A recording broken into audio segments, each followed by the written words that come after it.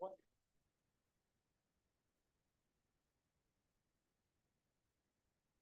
taller at one point, so we put it on wheels.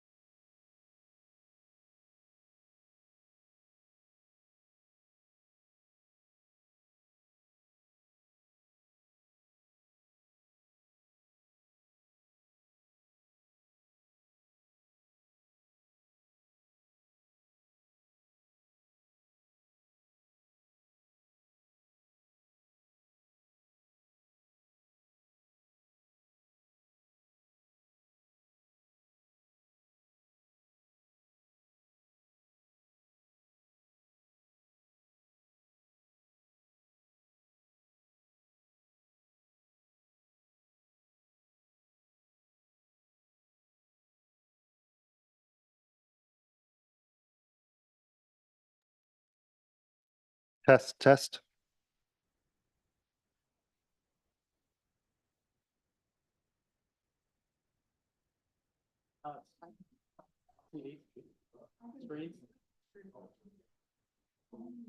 Thank you. We're good.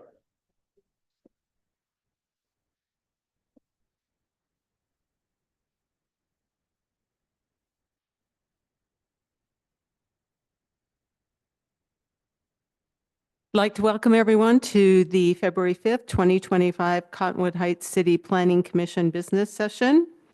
We have a couple of items on the agenda tonight, but before we get started, I just want to ask, are there any ex parte communications or conflicts of interest to disclose? Great. Seeing none, we'll move forward. The two business items on the agenda are Project ZTA 24005, which is a continuation from January 8, 2025 Planning Commission meeting, including public hearing and potential action on a request by Rockworth Companies for a zoning tax amendment to modify portions of the adopted PDD ordinance, which governs the Rockworth gravel pit on Wasatch Boulevard. The proposed modifications relate to further defining the massing and density of the future mixed-use project at this site.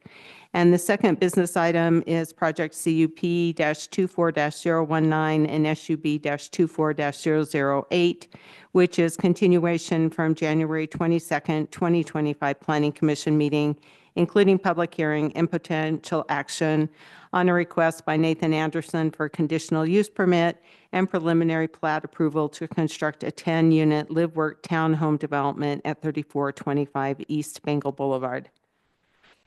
The first item, before getting to the business items, is general public comment. This is a time to make a comment for anything that is not related to the two items that I just discussed. So is there anyone here for just general public comment? Okay, seeing none, we'll close general public comment and we'll go ahead and start with the first business item. Mike, do you want to?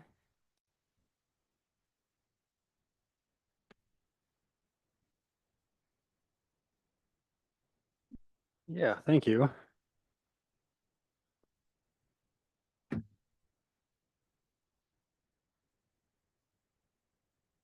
Okay, I did go through this in quite a bit of detail in the work session. I'll do it maybe in only slightly less detail in here, just for the benefit of those in attendance here. This project, ZTA 24005, represents a text amendment that impacts a site-specific zoning and development plan that applies to 6695 Wasatch Boulevard, 21.5 acres at the very northern corner of the city and the northern portion of the gravel pit site. The applicant is Rockworth Companies, and again, the impacted ordinance that they're amending is an ordinance that they proposed and got approved back in 2021 that governs redevelopment of that 21-acre site. There's a context for where that's located. This development plan is a reminder of what's already approved and entitled, and in some cases under development right now. It's a mixed-use, multi-phase project that includes an apartment building that now has 300 total units, several retail, commercial, mixed-use pads throughout that site, a 5-story, 140-room hotel. And what's currently entitled is a condominium location and use.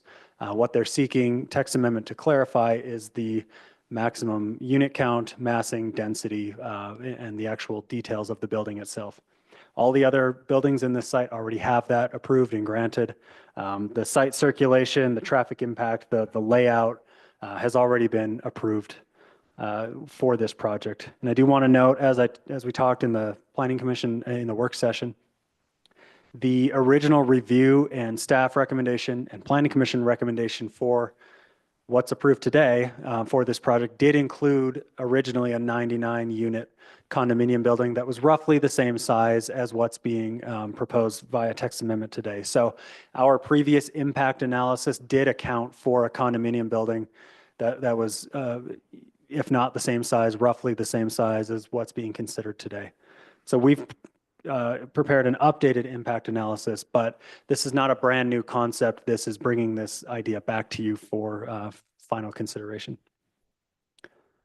When you look at the site, I'll get into this in a little bit as well. There are numerous hazards located on the site that have been studied and analyzed and to a large degree mitigated.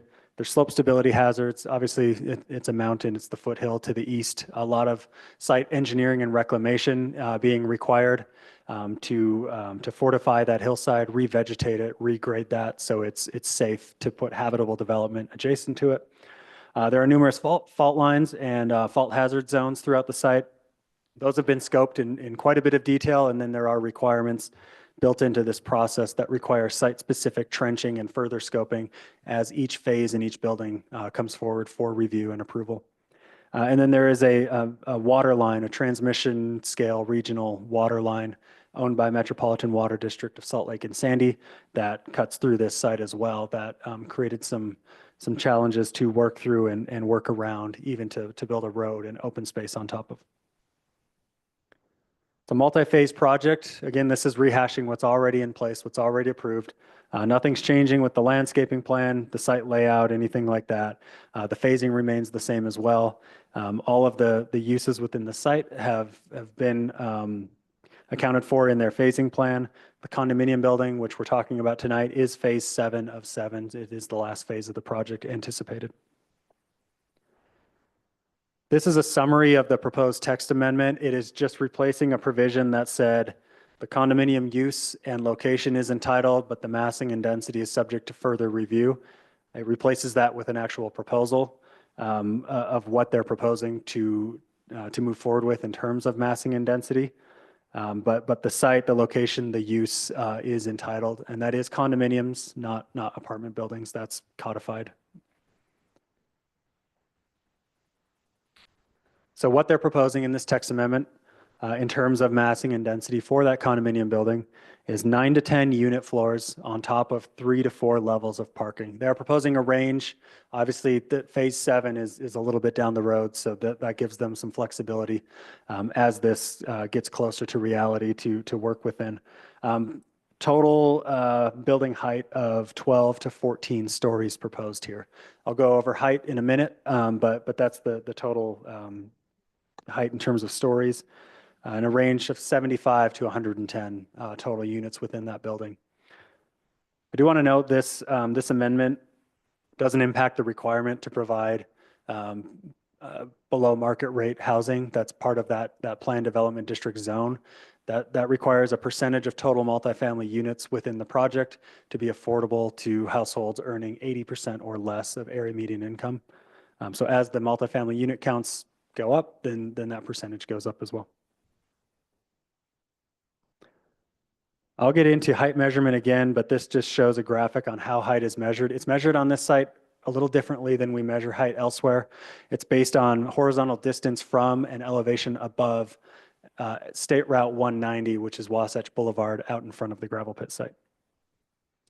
The Planning Commission's purview here is, given that this is a legislative application, the commission is taking public hearing, providing feedback and input, and then making a recommendation to the city council. This will also go to the city's Architecture Review Commission. That's not part of our normal legislative process, but that is part of this PDD ordinance. So it will have to go back through the ARC as well. They will make a recommendation to the city council. The city council will take both of those under advisement as it makes a final decision on this application. So now we'll get into impact analysis. We stated at the last meeting we would start looking at the impacts of this proposed building.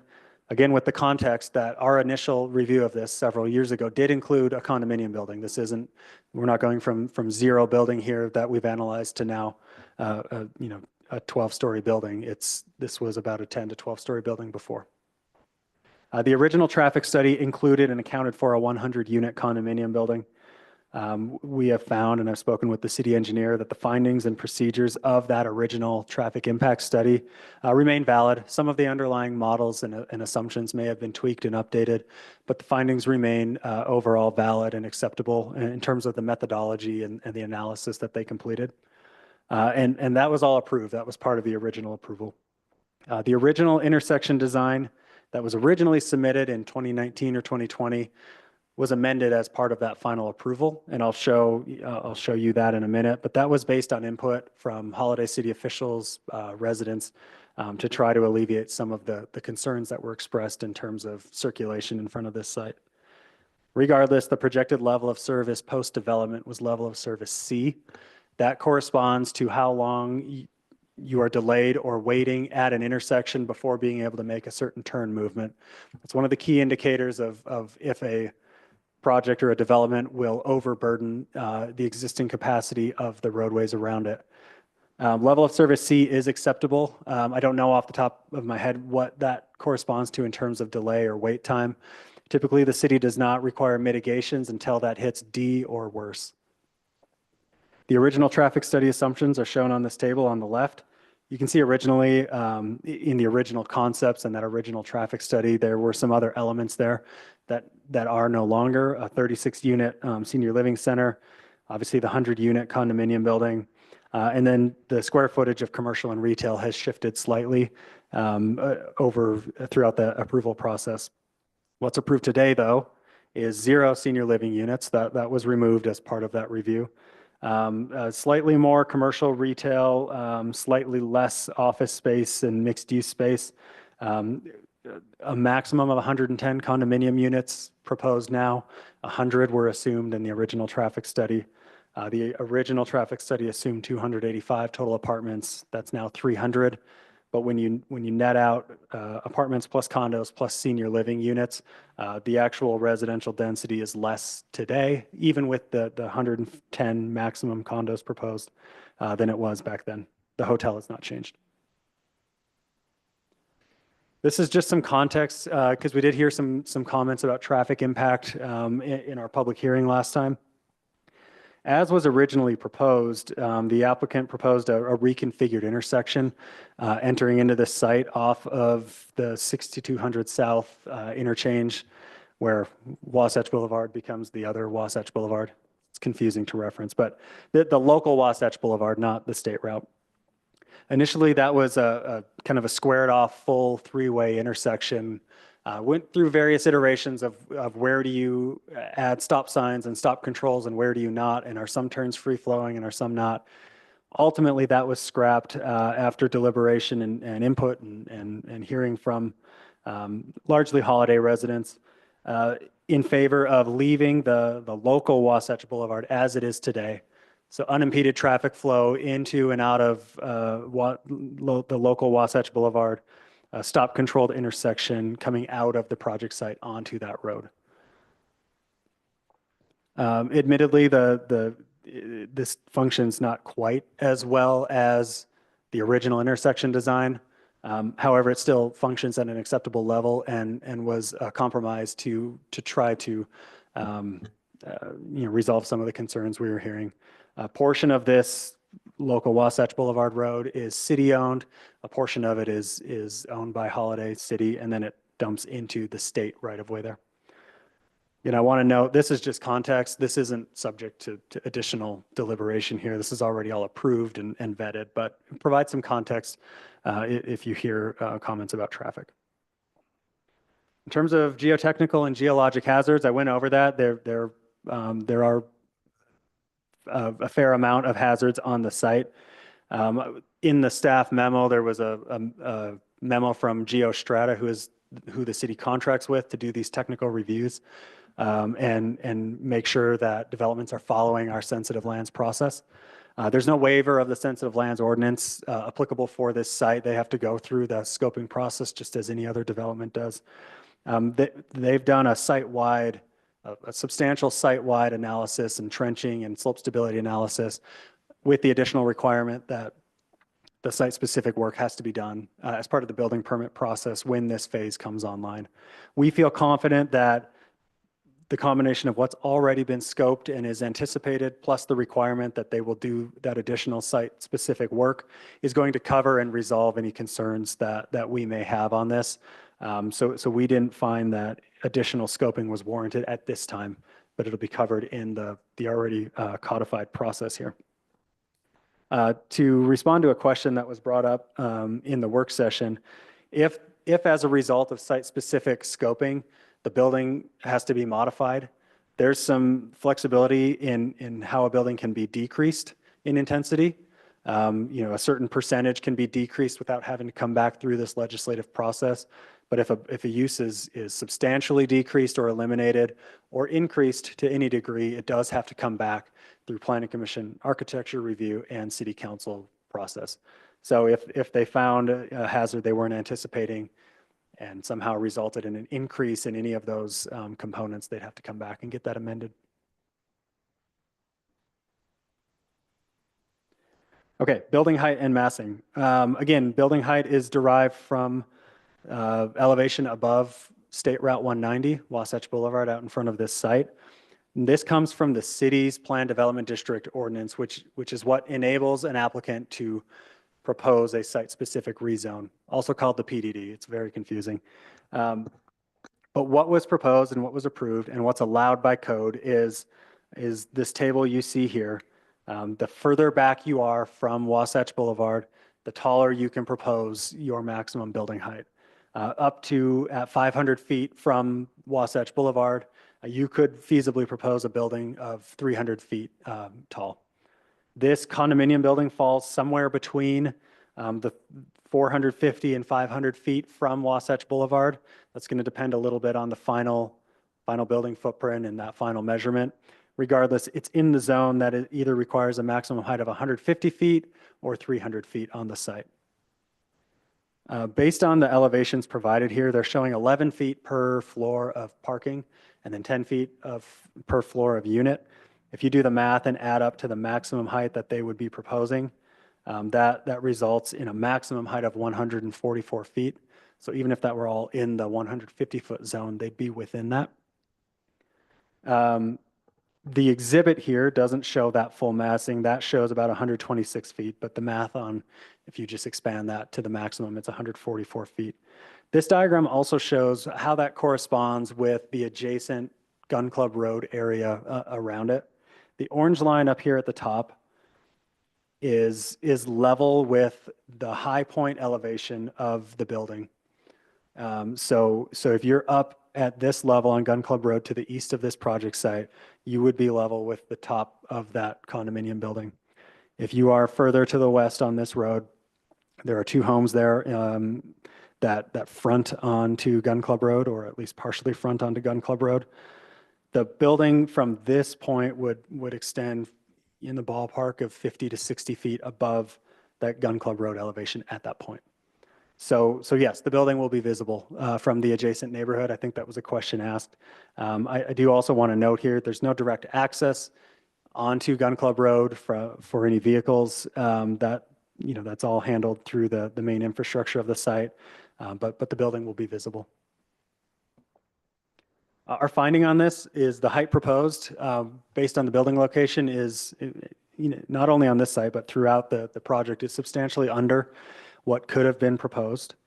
There is limited ability to modify or relocate the footprint of this condominium building, both due to site constraints and also to what's already been entitled on this site. And then building height and intensity of this level is unique for the city. This would be the tallest building in Cottonwood Heights. But we have master plans, namely the Wasatch Boulevard Master Plan, that also acknowledge, hey, the gravel pit is a very unique redevelopment site. And it makes some recommendations that would support a building of this intensity and this density specific to this location. For comparison, the buildings in the corporate center are roughly six to 7 stories and about 80 to 90 feet in height. They're commercial buildings, so their floor heights are a little taller, but just as a kind of a mental comparison, that might be helpful. Lastly, I have some excerpts from the Wasatch Boulevard Master Plan. One, pretty clearly states that the gravel pit area is envisioned to become an intensely developed area that merges city-like qualities with unique mountain setting. The preferred scenario in that plan states that the gravel pit should be developed as a walkable urban place. And then there's a bunch of renderings or example photos in that city master plan that show, fairly intense development patterns that staff finds is compatible with what's being proposed in terms of this condominium building. Staff is recommending approval. Again, this is a recommendation that comes from the Planning Commission. I've got model motions here when you're ready, but I'm happy to answer any questions you have. Thanks, Mike. We had pretty lengthy discussion about this during our work session, but are there any additional questions? Okay, great. Thank you. Now we'll open it up to public comment. If you have not filled out a form, don't need to do it before you speak, but if you could, if you're speaking, and we'll start with public comment specifically about this project. If you are making public comment, a couple of points.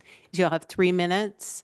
The expectation is that it's civil, that it is not demeaning or in any way derogatory. We want to hear your comments, and that there is no clapping or any kind of outburst, I guess would be the word.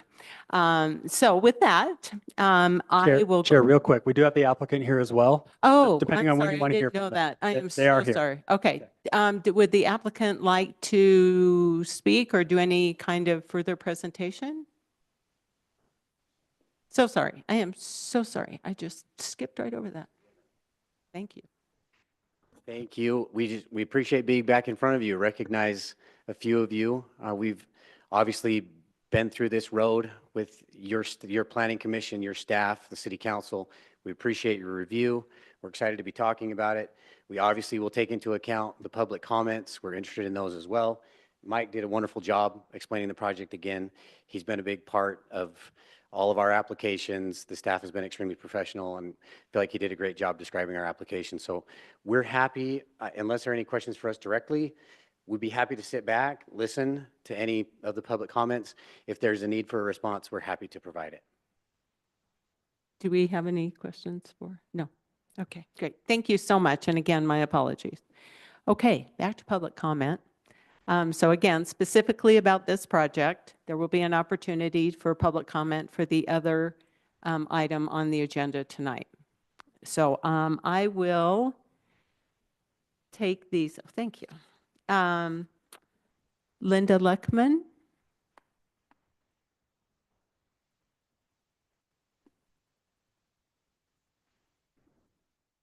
I knew this was going to be a problem. You can push the microphone down. You can bend it down. Oh. Thank you. I'm Linda Leckman. I have lived in Canyon Cove, which is the subdivision directly north of this development, for 41 years. And I will tell you that I, as well as many of my neighbors, are happy to see the gravel pit developed. Where we have the issue is the size of the condominium building.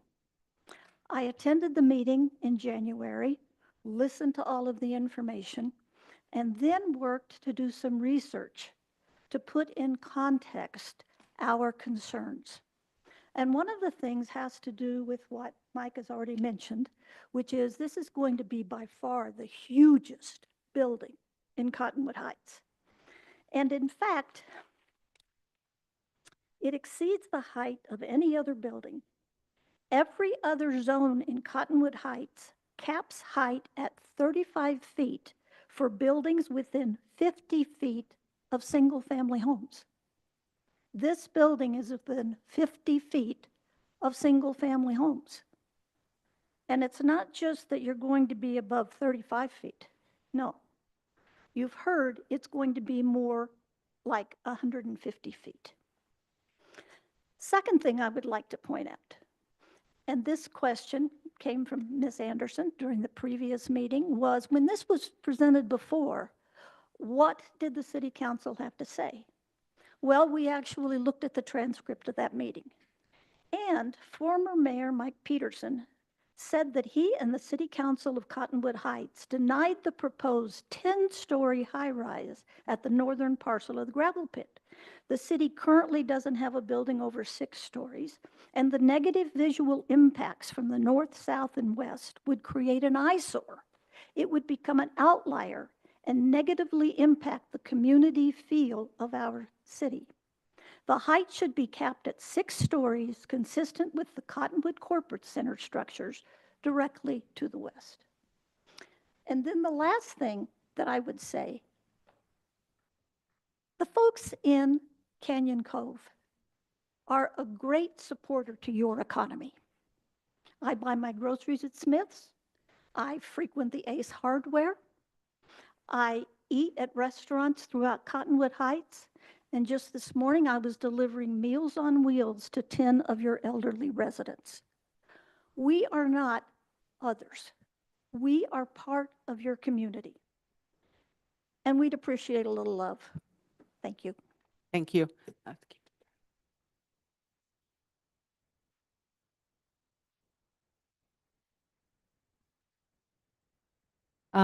Patrick Boyce.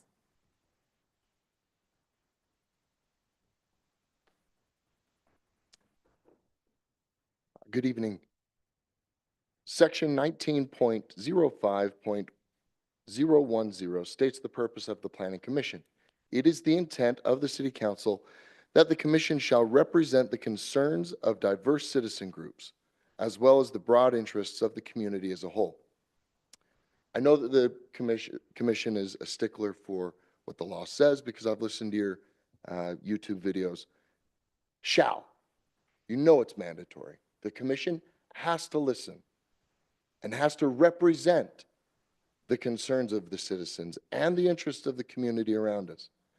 The statute does not say that the Planning Commission shall maximize property usage, does not say that development shall be pushed to the limits. It is the clear intent of the City Council for you to represent us. Section 3 of the PDD2 ordinance states that the development would take place in phases. Phase 1, apartments.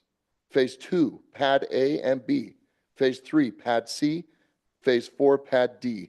Phase 5, hotel. Phase 6, Pad E and F. And then Pad 7, condos.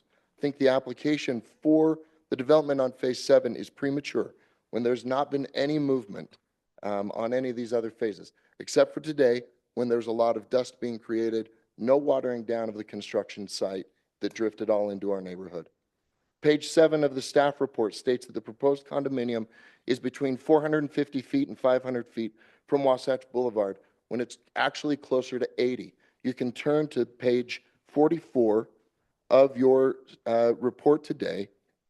It drastically reduces the allowed for height on the PDD2 zone. This is the document on page 44. You can see that Wasatch Boulevard curves right in front of the proposed condominium. That is not 450 to 500 feet.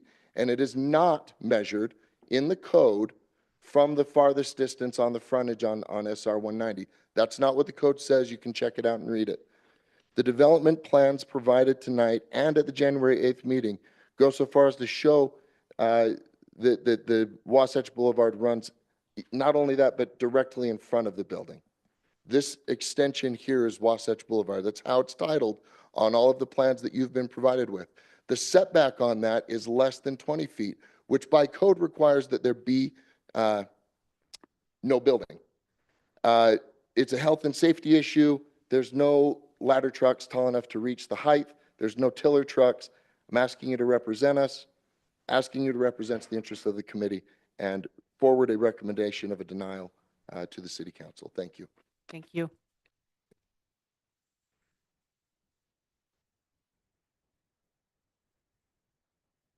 Bonnie Rokich.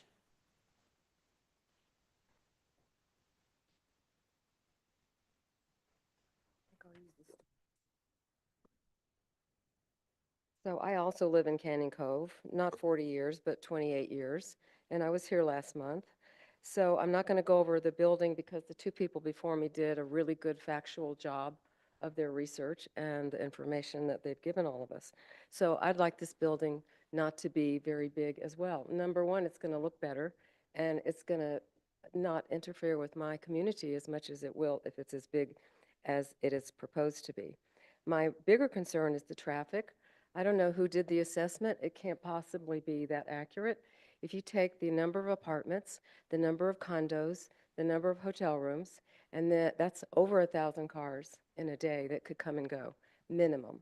And then if you take everyone who works there, everyone who's eating there, shopping there, hanging out there, or visiting said people in apartments, condos, and apartments, you're going to add another 1,000 cars. I also frequent many businesses in Cottonwood Heights. My son lives in Cottonwood Heights on Danish Road. I'm at the light at Wasatch and 6200 South every morning to get to the gym, which is in Cottonwood Heights. And I already sit through two lights often, even tonight in work traffic coming home. From 9400 all the way down Wasatch is already getting more crowded than it ever has been before. So the amount of traffic you're talking about in that small curve on Wasatch Gun Club is literally untenable and unsafe.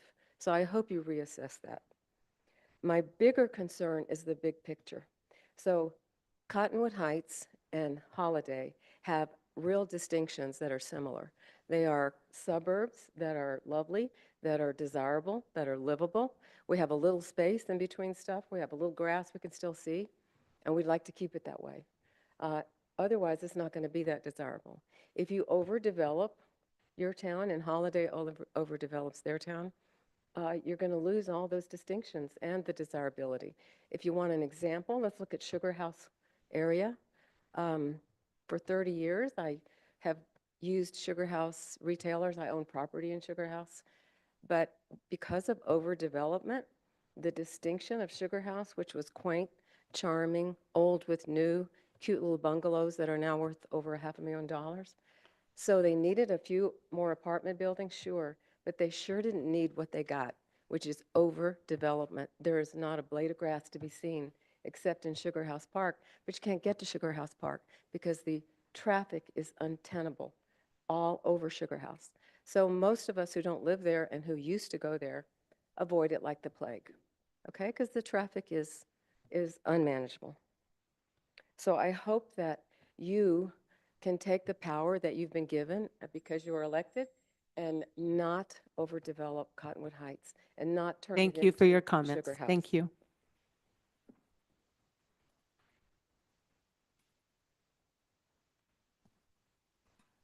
Jen Fonte. I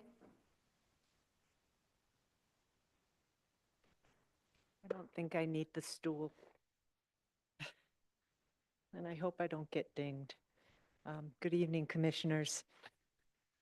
First, I want to thank you for your service to our community. I serve on Holidays Planning Commission, so I have some insight into your challenges and your responsibilities.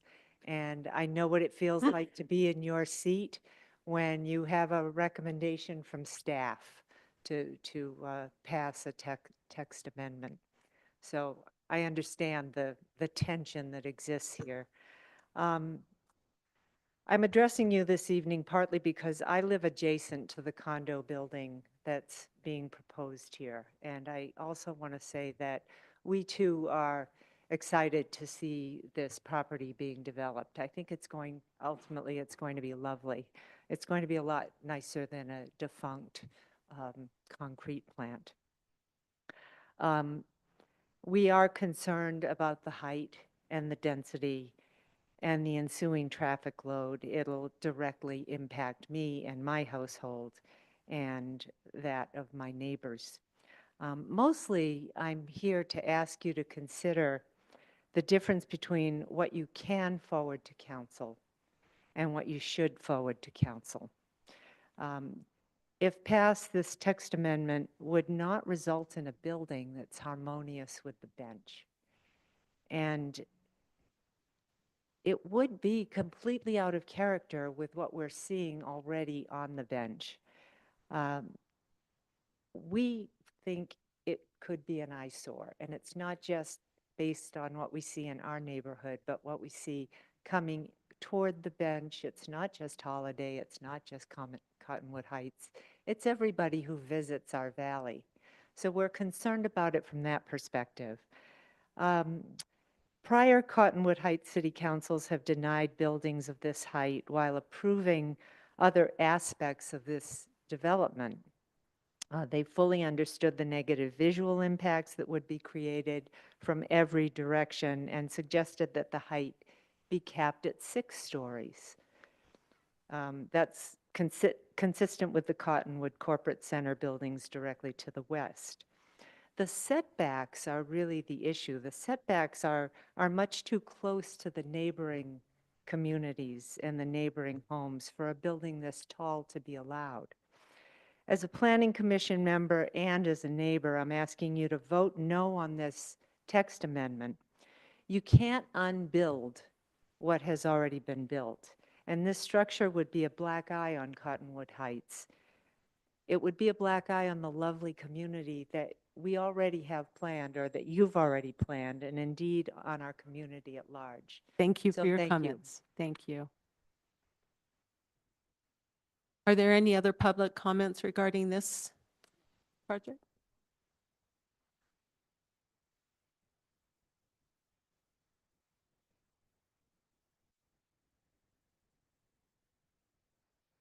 Okay, I'm Lori Kodadad. I served on the Planning Commission in Holiday for 8 years, so I understand what you're doing also. And I know when I was on the Planning Commission, we were very respectful and wanted to be good neighbors to all of our abutting cities. And I hope that you will consider that as well.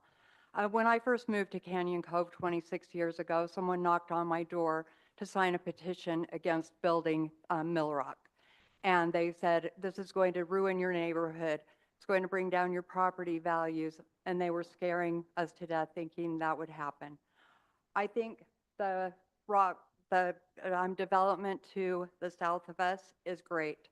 I think it's beautiful. I'm so happy we're going to have a development there.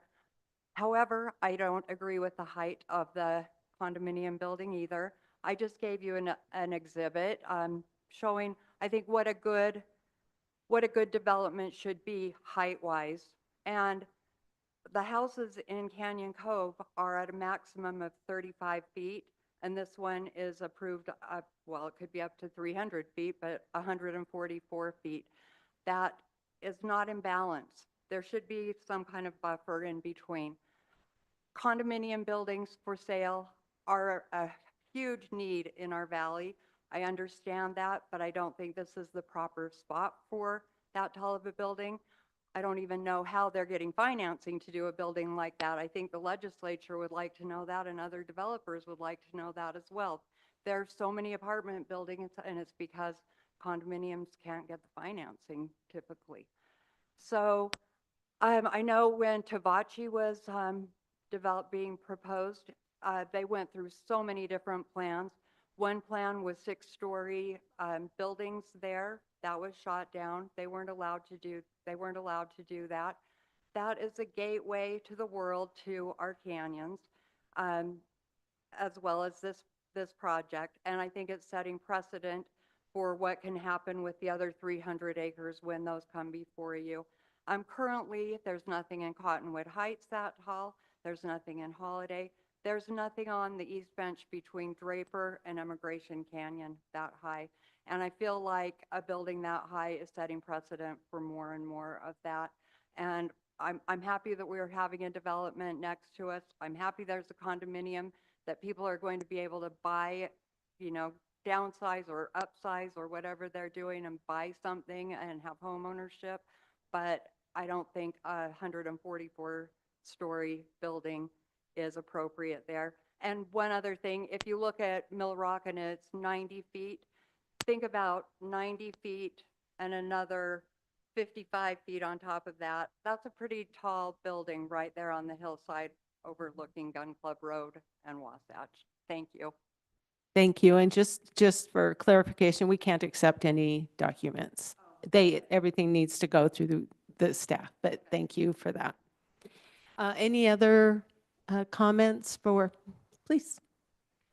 Oh, thank you. You would state your name. Hi, everybody. My name's Sean Lapsley. I am a resident of Canyon Cove as well. I'm a newer resident to Canyon Cove, but a lifelong resident of the Wasatch Front. I work out of the airport. I see world travelers come and enjoy the canyons and all that we have to offer. And I think Cottonwood Heights is in a unique position to be the face of that because Cottonwood Heights is in front of the canyons and they're what we see. I will say, as a father of young children who lives adjacent to Wasatch Boulevard, we have a density problem already. We have summertime traffic that backs up from the Hughes Canyon Trailhead all the way to the Park and Ride. And conversely, we now have a traffic problem from the Park and Ride all the way to the Hughes Canyon Trailhead since this traffic study was done in 2020. We now have charge for parking up at the ski resorts that's not been taken into account. So that's one issue. I do want to come back, and I should have started with this. I agree with what's been said earlier. As a resident, we're excited for this development. We're excited for mixed use. It's the right thing going forward. But the wrong thing is building a building too big. It's going to be out of character for the east side of the valley. And just because it can be built to 300 feet and we're accepting that 144 is less than that, that's not right. It's not right for the community. It's not right for the density. It's the right thing for a developer to maximize their investment, and I understand that, but that's going to be the scar that we live with.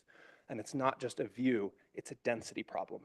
So I don't have much other than to say, I appreciate what you guys do. Please don't pencil this in as a pencil whip approval. This is not what the residents want. And as us that are good neighbors of Holiday and active participants in Cottonwood Heights, we want it done right. And we're close, but this isn't right. Thank you. Thank you. Any other comments? Okay, seeing none, I will close the public comment time. We'll move to further deliberation.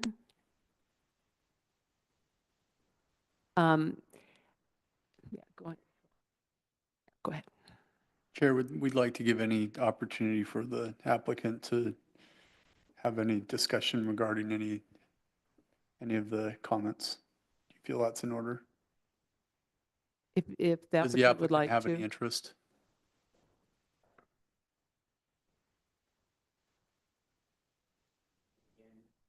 We do appreciate the comments of the neighbors, our neighbors to the north. We know that we affect them heavily.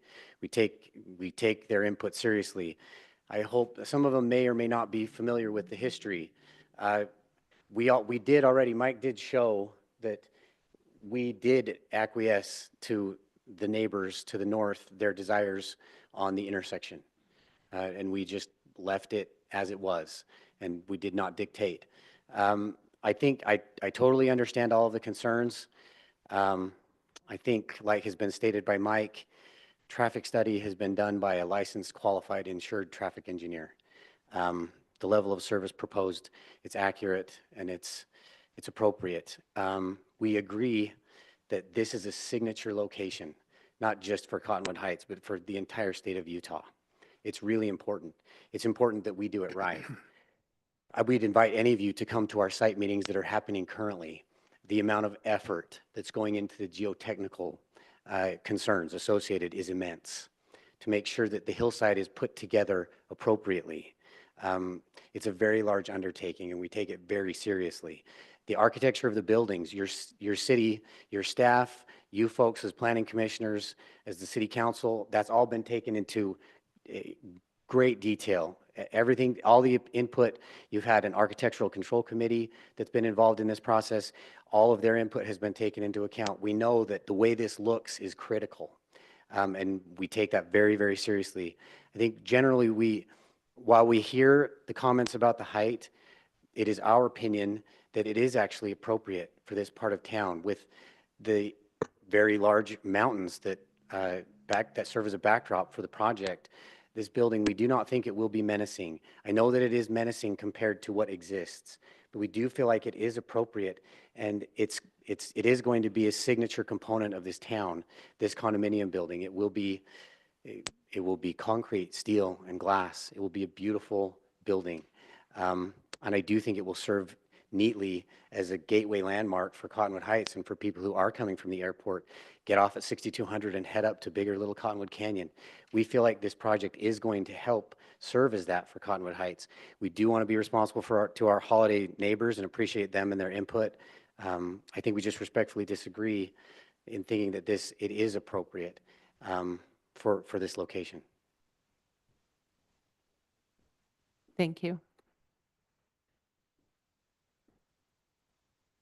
Mike, I've got a few clarification Sure. details, specifically around all the setbacks currently on this site. Can you give me the setback on the side as well as from the turn at Wasatch as well? I can follow up with that. I don't have it ready to go. I'll just remind you that the pad and the site itself has already been vetted. It's just the building coming out of the ground now. Great. But we are measuring from State Route 190, not some other iteration of Wasatch Boulevard. How is the code currently written in this PDD? Is it written from Wasatch? Yeah. So the height requirement is from Wasatch? Yeah. Or is it from? It's like that. So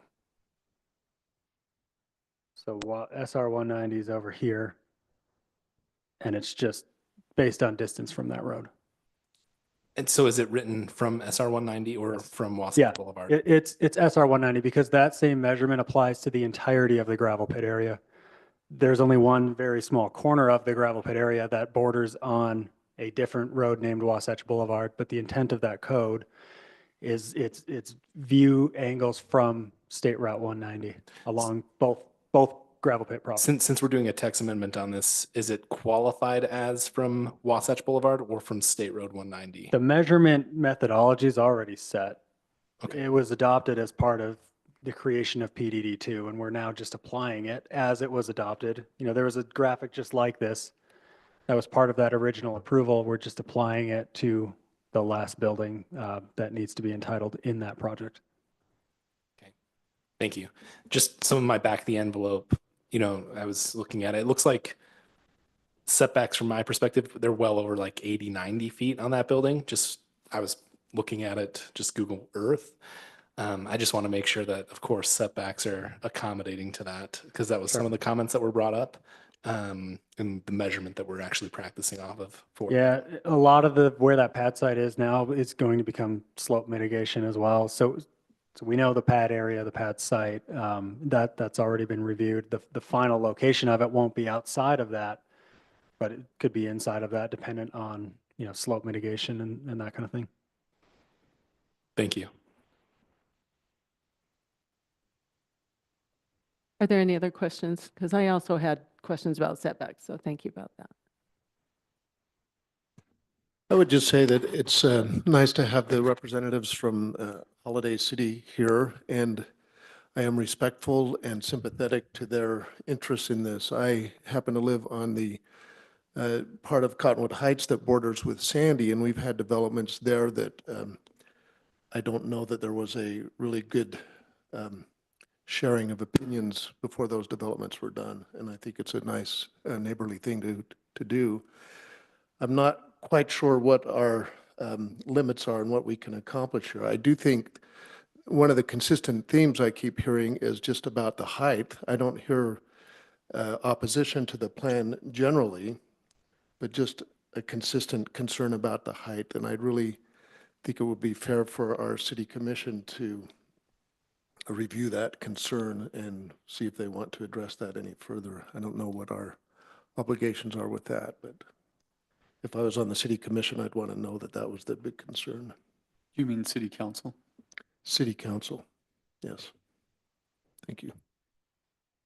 Well, we had discussion during the work session that Commissioner Mills brought up about setting a limit so that as part of this, if we were to say we want this to go forward to the city council.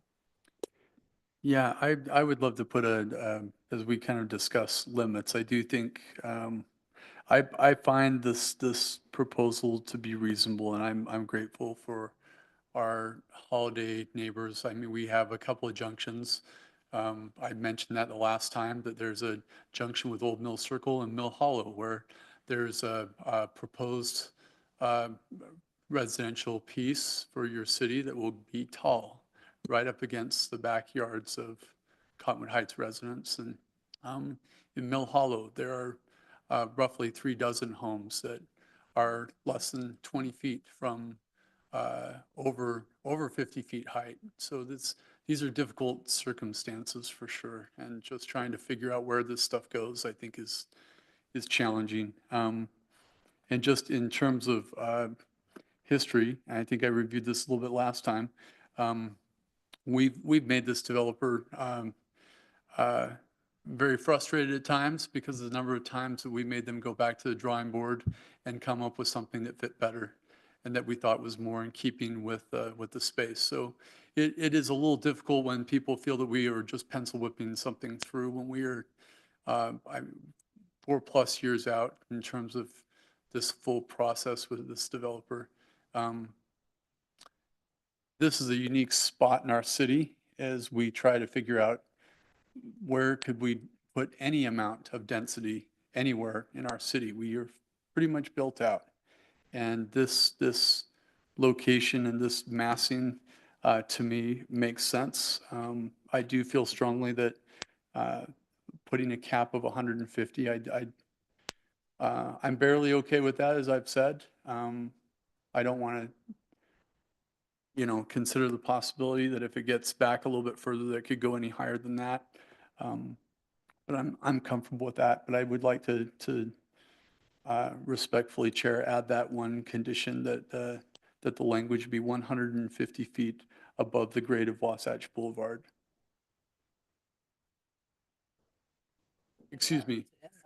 Yes, SR, please, to correct that. It's a difficult thing because that road, the amount of traffic on Wasatch Boulevard circa 1980 was dramatically higher than it is now on that section that goes into Holiday. So if you were around during that time, you remember how the cars, that was the only other option was Highland Drive. So before 215, that was a super highway. The traffic often was as fast as I-15. So and I'm grateful to the developer for being willing to make that modification, allow that curve, which I think will make it inconvenient for people that are passing through and are not terminating at either the Hughes Canyon neighborhoods and adjacent venues, and will be a little inconvenient for the people in this development, probably, not maybe what the developer was after, but hopefully will help that traffic flow. And obviously we're sensitive to the fact that there's trail traffic and other things that you are dealing with as a city, and your park and ride, that there are some traffic issues that you face as a city. And we have some of those pockets too. Those are difficult things.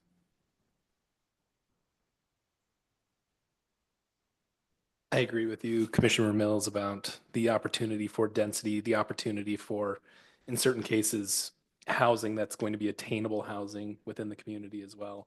And I think that's, whether, the debt catalyst for the developer, it's amazing that they're even presenting a condo project in the city. So I don't know of a better place that we could see something like this. And I think to that sentiment, the massing of this site, we're probably looking at 900 feet of scar on that site. So 150 feet, 300 feet. I mean, it's going to be minuscule compared to the scar that we're going to be seeing there and the blockage there, and just allowing for thoughtful development in the community, as Rockworth has kind of presented in other communities as well. And I think that that's the precedent that we want to have set for the gravel pit. We've got another 200 acres to the south of this. This is going to be the cornerstone for that precedent. We can go much higher in certain cases, further south, of course. But being cognizant to the adjacent neighbors, I think is very crucial. Looking at, and one of the things, especially from our perspective, that we're looking at is ensuring setbacks and ensuring precedent across the board, and thoughtful development is being practiced. And misinformation sometimes comes out on projects like these. So for me, I don't know of a better place for us to, be able to present something like this.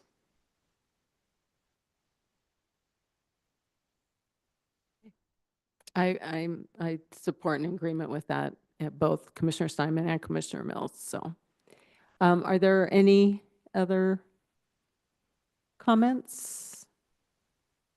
Anything else we want to discuss regarding this? I guess the one thing with the development team here, can you clarify the setbacks for us on this while we're here in a public setting? Do you guys have that information?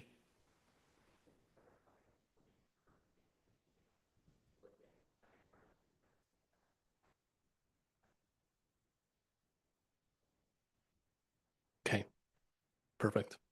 Thank you. If you could go up here, please.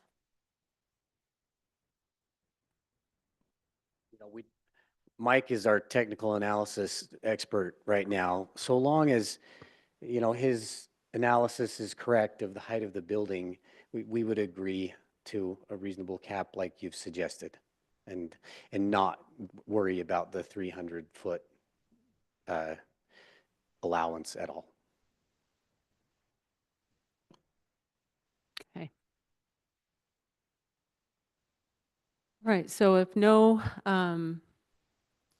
further deliberation, Mike, would you mind putting up the? Thank you.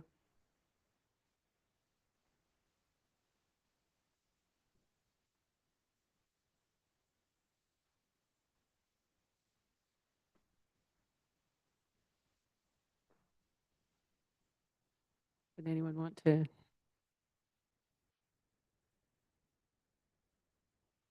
I'll make the motion.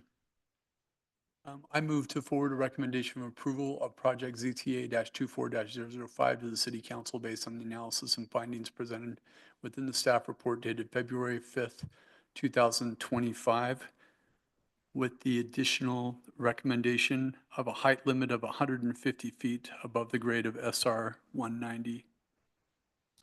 Great. Second. We have a motion by Commissioner Mills and a second by Commissioner Steinman. Is there any further deliberation on the motion? Okay, great. Seeing none, I'll do a vote. Commissioner Smith? Yes. Commissioner Polson? Yes. Commissioner Steinman? Yes. Commissioner Mills? Yes. And Commissioner Anderson, yes. Great. Thank you all. That will close out that item. We'll now move to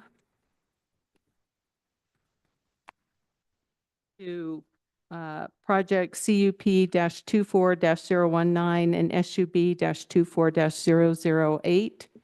We'll start with presentation by Mike. Thank you again, Chair. This is a continuation of the item that was presented to the Planning Commission 2 weeks ago in mid-January for conditional use 24019 and an accompanying subdivision application.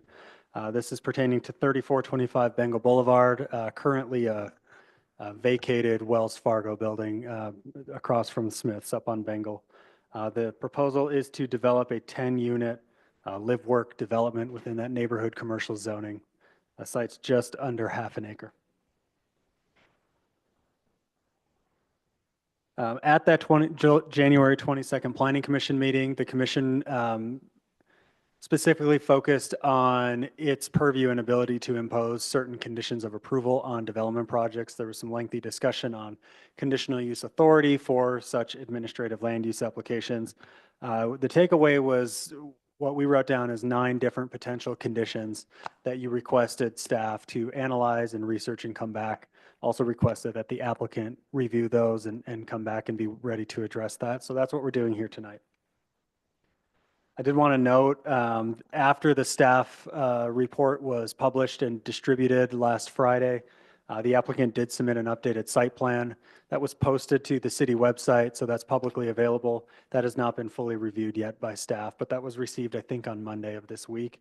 That results in some visible changes here that the applicant stated he's prepared to walk through and share with you. Namely being, most obviously, the addition of an additional visitor parking stall that at least appears to be ADA compliant, and the reduction of units from 10 down to 9. Some slight modifications to some of the internal circulation as well. So the kind of topic of this presentation tonight will be reviewing those conditions that we talked about 2 weeks ago. And Shane, our city attorney, is here to correct anything I say wrong, particularly as it relates to the purview of state code for conditional use consideration. That states that a land use authority shall approve a conditional use if reasonable conditions are proposed or can be imposed to mitigate the reasonably anticipated detrimental effects of the proposed use in accordance with the applicable standards. As Shane said in the work session, we're bound by this state code. The state derives a city's land use authority, the commission being the local land use body that carries out this land use authority. So we're bound pretty strictly to this conditional use process. If there is conflicting language in our local ordinance regarding the process, the state code is going to prevail in that situation. So what it says, a few key points here, I won't read it all, but a land use authority shall approve a conditional use, finding, if there are reasonable conditions that are proposed. So that's a presumption of approval. A shall, in legal language carries quite a bit of weight. It starts with that presumption that it shall be approved. The requirements in the state code to reasonably mitigate anticipated detrimental effects with proposed conditions does not require the elimination of negative impacts, just the reasonable mitigation of them. If and when a land use authority imposes conditions of approval, it must state clearly into the record that the findings for those conditions and be able to justify that they're reasonably related to whatever condition that they're anticipated to mitigate. And then if and only if the reasonably anticipated detrimental effects of a proposed conditional use cannot be substantially mitigated by the proposal or imposition of conditions, then may a land use authority deny the conditional use. In practice and in case law in Utah, that happens very rarely, where a condition cannot be imposed to mitigate. A condition could alter a site, it could result in changes to a site, but outright denial is difficult as codified by state code. So we'll now go over the 9 conditions that were discussed. We started this in the work session. Stop me if you have questions, but I'll just kind of rehash some of these and then get to the last few slides I had. Condition 1 that we were asked to explore would be a requirement to deed restrict or mandate a business license for the work units. Staff's recommendation is that this basis of concern is more due to lack of a good definition of live work unit in our code than it is to a specific negative impact created by that development. As such, we would not recommend imposing this as a strict condition to mandate a license. We would suggest and will appropriately follow up with a text amendment to kind of close that and add a definition to live work unit. And we can be back in front of you with that soon. I do want to note, though, this application is vested under the current ordinance today. Any changes or added definitions to the code would apply moving forward, but not retroactive. Condition 2 that we were asked to explore was the requirement of at least one ADA compliant parking stall. Staff finds this is a valid condition or feels that this is a valid condition to impose. It's a city code requirement regardless. It states that 1 out of every 25 stalls in a parking lot shall be ADA compliant. It further states the minimum dimension of those stalls shall be at least 13 by 20 feet or as required by ADA standards. We got input from Sunrise Engineering, who the city contracts with to provide building code review and inspection services. So they do our building code plan compliance for all building permits. And what they stated is that live work buildings are generally classified as commercial structures subject to international building code standards as opposed to international residential code standards. So based on final design and engineering and details provided at building permit, that could also include requirements for things like ADA compliant restrooms in the work areas, elevator access, fire suppression systems in those buildings, essentially treating them as commercial grade buildings from a code compliant standpoint. Obviously, if this would be more of a building permit step, if that resulted in drastic changes to the site plan as you've seen it, that would require, if this were approved, that would require them to come back and seek an amendment to that approval. Condition 3 was exploring the ability to impose internal or on-site trash management rather than using the Bengal Boulevard public right-of-way for trash pickup.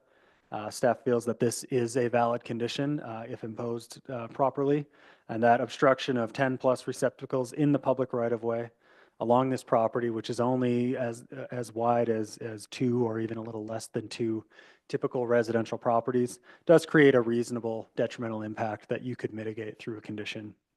That specific method should be at the discretion or the proposal of the applicant in terms of the actual methodology that they use to propose some on-site trash pickup. Noting though, if a dumpster is utilized, like a common area dumpster, it has to be screened, and the code also requires that it's 50 feet away from adjacent residential zones or uses, which is the adjacent properties on the north and the east of this site. Condition 4 was regarding the ability to require fencing along the western property boundary. Staff feels this is also a valid condition to impose. It mitigates a concern of privacy, creates a buffer, a barrier between that adjacent Oak Shadow Circle development and the subject property. It may cut down on unintended visitor parking drop-offs that impact the flow of traffic on Oak Shadow Circle. I believe the applicant stated, and they can confirm, that there is an existing fence on that western boundary that they can just leave in place rather than remove. And we would recommend, if this is imposed, that fencing just be subject to the city code standards for fencing in terms of clear view at intersections and materials and that kind of thing. 5 was exploring the ability to require a no parking signage on the adjacent property to the east. This is a church meeting house property owned by the Church of Jesus Christ of Latter-day Saints. In reviewing this, that would cut down on illegal visitor parking. Staff recommends not imposing this as a condition, as that's an adjacent private property. They are able to privately manage that property. They have the ability to install no parking signage, and they are able to exercise that in any way they want and work with the property owner to resolve that concern civilly. Condition 6 that we were asked to explore was restriction of overnight parking along Oak Shadow Circle in the public right-of-way. This is to the west of the project site. Staff feels that this is a valid condition that would mitigate an impact of restricted traffic flow and potential visibility, especially at nighttime, if that western property boundary is always full of cars parked on the street, and if further exacerbated by if there are cars parked on the west side of Oak Shadow Circle as well. It would really narrow down that sole access point to Oak Shadow Circle, with the caveat and the advisement that if you consider this condition, that would restrict all public parking, not just project parking, in whatever areas that this is imposed. So you could look at imposing that only along the property boundary or the whole thing, but any restriction on that is going to affect every member of the public equally. 7, provide at least 300 square feet of ground floor office space. Same finding as condition 1. We think this is more created by the lack of a detailed definition of live-work unit. Should be explored legislatively in the code rather than as a condition on this project. 8 is provide enhanced pedestrian amenities.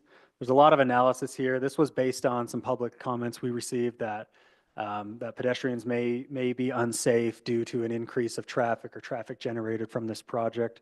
So on the right here, we pulled the projected daily trips from the project's traffic study, and we compare that with the trip generation manual that the city uses to compare it to what it could have been with the Wells Fargo Bank that used to operate there.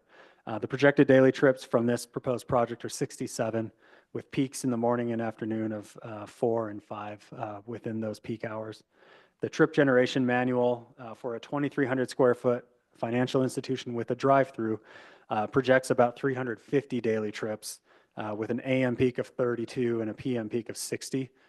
That assumes, full operation. If the bank isn't busy, obviously those numbers may not be that high. But what this shows is the potential impact of what that site was compared to what it's proposed to be.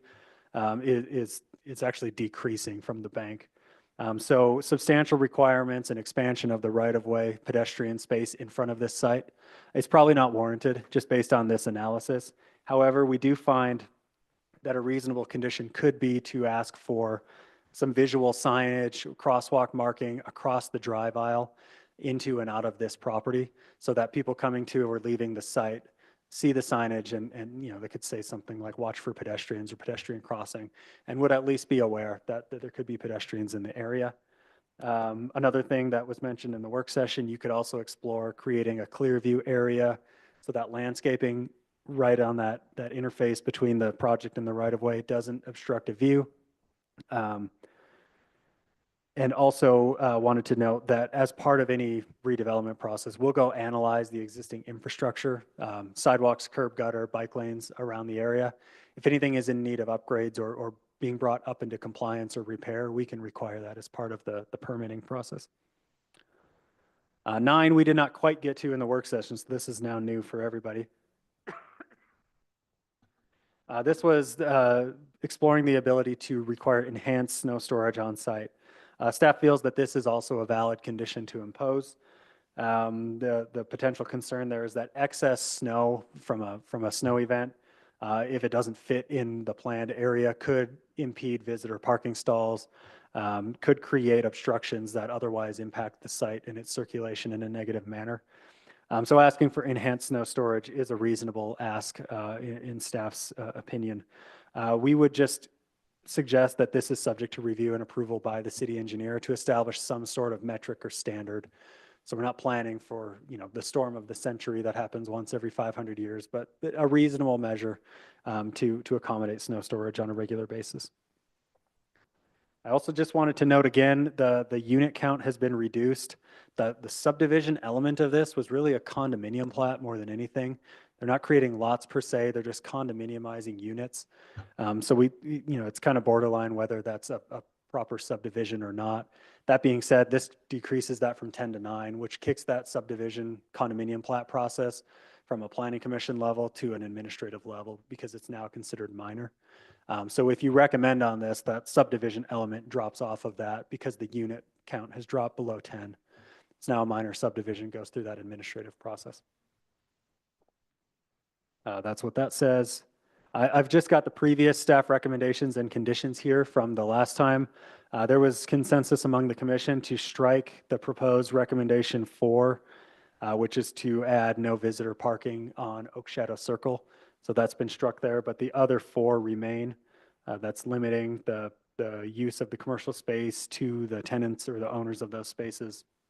Some lighting code compliance, some screening, and then snow storage requirements. And then I've created model motions. Our recommendation was approval. It remains approval with additional findings and analysis if you are interested in imposing or exploring additional conditions that were discussed last time. This has been reflected to update that. You would need to state which conditions you want to impose as part of a motion, and then it's captured here in the model motions.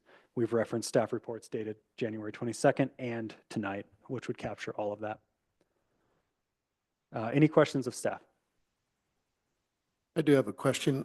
Condition number 6 about the no parking on Oak Shadow Circle. Yeah. That puts a limitation on the residents who already live there. Correct. Currently, they can park overnight if they so desire. I wonder if there's a way to accommodate them in this, maybe a decal or something that would allow them in that neighborhood to park and use There their used to property. be a permit parking program in the city's ordinance. It applied, there's like 3 places or 2 places it applies. One's around Ferguson Park, another one's on Canyon Center Parkway.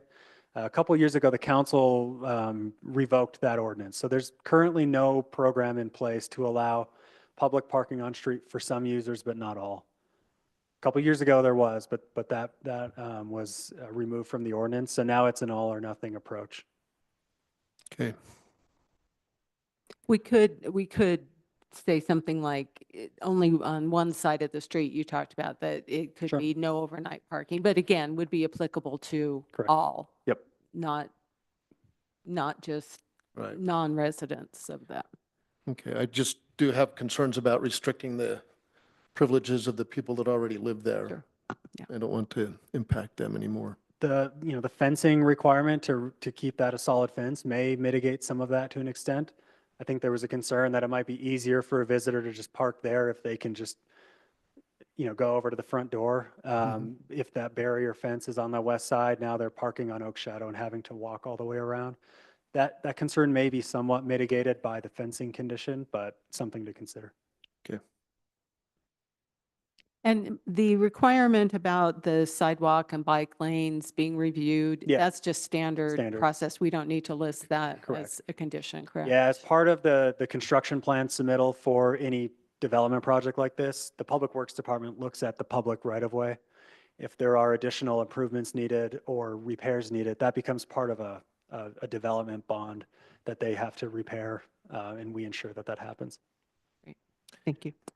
Is the IBC standards, is that all encompassing for ADA requirements as well? That would include those, yeah. And then in addition to that, the ADA parking requirement is also in city code. So it kind of layers in on top of that. Thank you. Yeah. Any further questions for staff? Yeah, would you review with me the recommendation that staff has for the garden? How that's mitigated? What you had asked was, is it reasonable to ask or to impose a condition that restricts using the public right-of-way, putting cans out on Bengal Boulevard, and instead requires some sort of internal management system, whether that be a dumpster, whether that be, an internal street where the truck picks up. We haven't said what it should be. We explored whether a condition to say you can't do it out on the public right-of-way is valid, and we feel that it is. So then we need to really resolve that issue. And that's what the second or the third bullet point says, is the specific methodology. If you really want to tie that down, that burden should be on the applicant to come forward with, here's exactly what I'm proposing for this. Whether it's a dumpster or a, personal trash pickup system, the impact is resolved by pulling it off of the street in our finding. But if you're concerned about the methodology, you would want to ask the applicant. I think that would be a valid question. Very interesting. He stated he's ready to address all these concerns as well, Great. so I'm sure he'll touch on that. Okay, great. Thank you. Thank you. The applicant would like to come on up.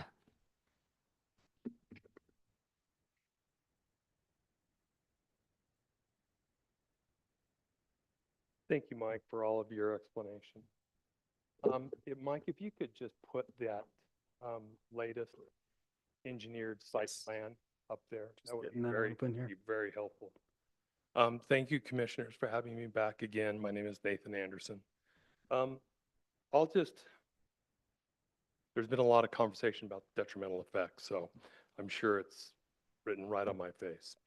Anyway, I won't go over that, but I will go over the conditions that the planning staff required and the conditions that you required of last time.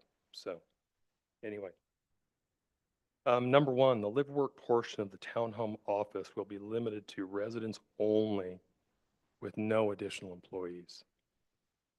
Number two, the site lumens on the boundary shall be lowered to meet the city code. Number three, ground-mounted utilities must be screened per the underlying neighborhood commercial zone. Number four, signage for overnight parking on Oak Shadow Circle is acceptable as long as the condition is upon all residents and their guests. Snow storage. Number five, snow storage not to be obstructed or obstruct any parking stalls. Please see McNeil Engineering's current view. The snow load, please see McNeil Engineering snow load calculations for the paved areas and storage area calculations that have been enlarged since the last time we were here. And beyond that, the Society of Civil Engineering requirements. So they focus just on that plowed paved area to store the snow there. And so we went 31% greater than that. The existing power outlet will allow the HOA to place a heat rubberized mat under the subject area for rapid disposal of snow. They do this in Park City, and so what we did is we took the storm drain and we put it right underneath that snow storage area. And we utilized the power that existing there today on that wall. And if we have to do it, we'll lay down the mat, and that mat has a sensor built into it. It operates itself based on the conditions. It requires no manual involvement as the mat has an embedded sensor for the efficiency. Thus, the detrimental effect of the snow load area has been removed. Number six, deed restrictions requiring ground floor, non-residential and/or business licensure within 6 months of occupancy. A deed restriction that has a monetary expenditure requirement and a time constraint will preclude a buyer from obtaining a mortgage loan for their townhome purchase, thus creating a liable situation for the buyers. This has been confirmed through Amerisave Mortgage, Utah Mortgage Services, City Creek Mortgage, and Guild Mortgage, and additionally separate legal counsel. These mortgage lenders / underwriters stated there is not a mortgage investor, private or governmental, that will allow a deed restriction to be precipitous to a default mechanism that has potential legal action and/or default action. A buyer cannot be forced to create, build, or finance a new business in a given time period. The existing live-work townhomes that do exist along the eastern front of the Wasatch Front, from Draper, Sandy, Cottonwood Heights, Holiday, Mill Creek, Salt Lake City, are all based on the following examples of use specifically. A, John, employed by American Express, works from his home 4 days a week and doesn't require business licensing. Kelsey, employed by Delta Airlines as a reservationist, works from home 5 days a week and does not require a business license as an employed individual. Sarah, that is a doctoral student on a college nursing at the University of Utah, uses the office space for studying 6 days a week and does not require business licensing. D, Mark, employed by Utah Avalanche Center, works at home in his home office 3 days a week forecasting videos and messaging and does not require any business license. Claire, a staffer for Utah Legislature working from home each morning, is not in need of any business license for the use of that live workspace. The last one, Elsa, is a buyer and an inventory specialist for Standard Plumbing, working from home 4 days a week and does not require a business license. Number 7, at least one ADA stall to be added. Please see the civil documents with the addition of the ADA stall with full access, not limited access, but full access. Again, the detrimental effect has been removed and mitigated beyond the reasonable approach when adding area for ramp and approach. The unit that is adjacent to that ADA stall There is a sliding glass door along the bathroom area that opened fully, has access to slide right underneath the wall-mounted sink area, basin area. And then grab bars, you can stand up and use the facilities.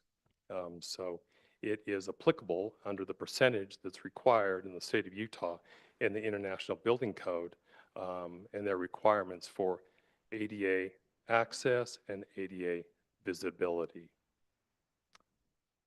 Number 8, internal trash pickup. The action creates a disparate situation of other residents and their trash, the trash picked up on surrounding public streets, and this project is not allowed such luxury. That is good for the surrounding public needs to be the same as these residents. There is not one townhome community in the last 17 years that has used community garbage dumpsters. The dumpsters are a collection of litter, odors, and constant source of cleanliness and cleanup. This is the sole reason the cans were moved into private garages and private control. We respectfully ask that this development be treated the same as any other tax-paying citizen of Cottonwood Heights and have the garbage picked up on the public street. The site has been amended to allow approximately 4 to 5 cans that you can see right there in the entryway that can be picked up inside the remaining 4 cans to be picked up on Bengal Boulevard or the street. The frontage of the property is 129 feet.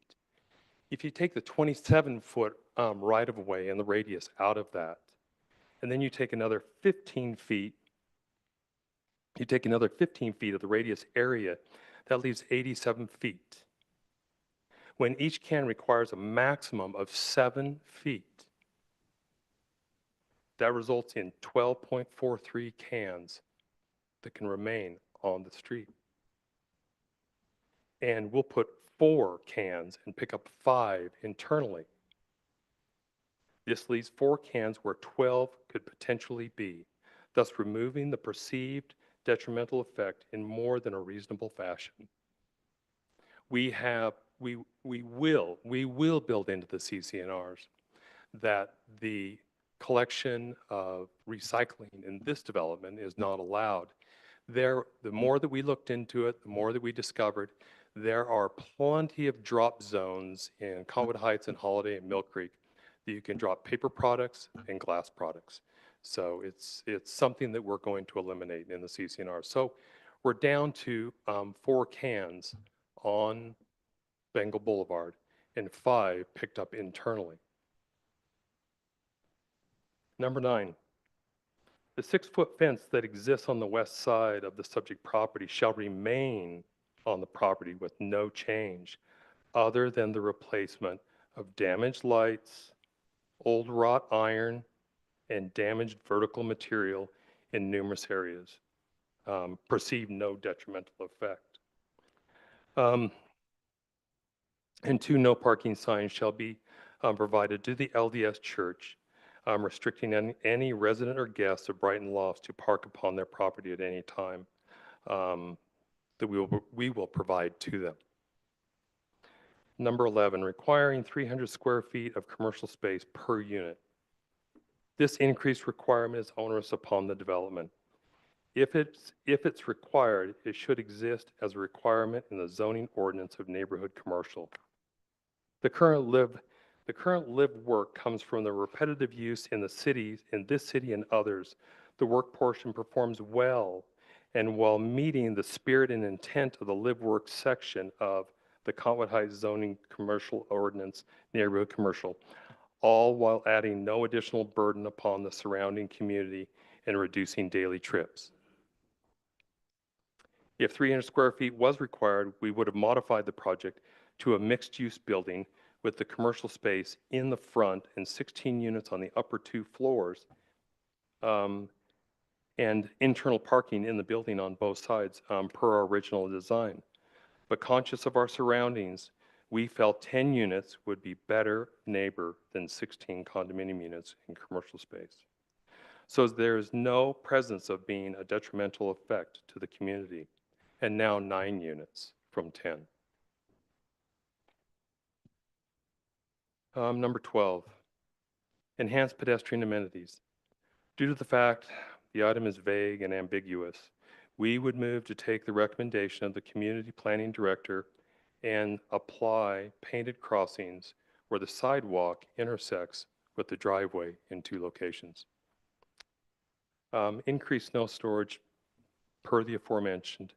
We commit to making the following improvements. The enlarged snow shed area beyond the society of the engineered calculated requirements, place a storm drain within or underneath the snow shed area, and have snow melt mat with the snow storage area for fast elimination of snow. We have eliminated the detrimental effect going above and beyond the reasonable mitigation. Number 14, signage restrictions on oak shadow circles. We accept and support this action that affects all residents, not just those of the proposed Brighton Loft development. So stated, we support the action for not wanting vehicles parked for any extended period in front of these proposed properties, effective upon all residents equally. That's all I have. I can answer questions, or I can answer questions after the public has spoken, either way. Would you give me the measurement again? You said that you needed so much for a can. I missed that. Well, in conversation with the companies that provide the service, the 7 feet is the maximum that's required for the can, and the distance on either side, both sides included, and the can is 7 feet. They didn't, the reason I'm asking is they didn't present it that way. The can itself is well, for ACE is 29 inches, and then they required in their literature 3 feet on either side. So that it would be less than 3 feet, but greater than 2 is kind of what I'm getting, just doing the math in my head. Well, at your 7 foot. I know. I discussed it with 2 of them, and that's the detail that they gave to me. So that's what I'm supplying to you. There's still 87 feet to deal with, whether it's west of the drive, or east of the drive. So it comes down to 4 cans being placed there, 5 internally, and you can see where it's been modified on the front. Yeah, I see that. I was just wondering, the scale is just lost on me for the 5 cans that you've got in the driveway. I'm just curious if you've got enough room there for the separation that you're talking about, that 7 feet, or those 5 cans. Well, those 5 cans all the cans can be closer together because they pick them up from the front and not the sides. The information I have, I called Ace Garbage on that, and they do the pickup for Midvale. I've got some friends that live in Midvale, and they all say, including Ace, that the cans are picked up from the side like by arms, just like Wasatch does for the rest of Cottonwood Heights. None of them have said, including Ace, that they pick it up from the front of the can as you're describing. And so they need that extra room of at least, well, in their literature on the internet, they say they need 3 feet on either side of the can. But in querying them, I asked, you mentioned last time that 2 feet would be adequate. And I asked them if 2 feet would work, and they said, yeah, the 2 feet would work. And so that's kind of where I think that's 7 feet's coming from. But I'm wondering, just looking at the 5 cans that you have in the driveway, if you actually have that separation in that space. Well, that's according to the engineer. So I'm going to... Yeah, I don't know, just because I can't see that. No, I understand. I understand it's hard to visualize that. But the engineer spaced them out according to their requirements. And the other project that we did on Brook Hill and Fort Union, when they pick up the garbage there, Ace has those cans, those brown cans that have that silver handle in the front toward the lower portion. And you can see the truck, and you can see it mechanically pick it up. So all I'm speaking at, Mr.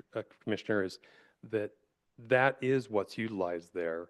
I've seen it happen on a repetitive basis, and that's That's how I can explain it to you. Oh, I get it. I mean, I can picture what you're saying. It's just that we're getting different information.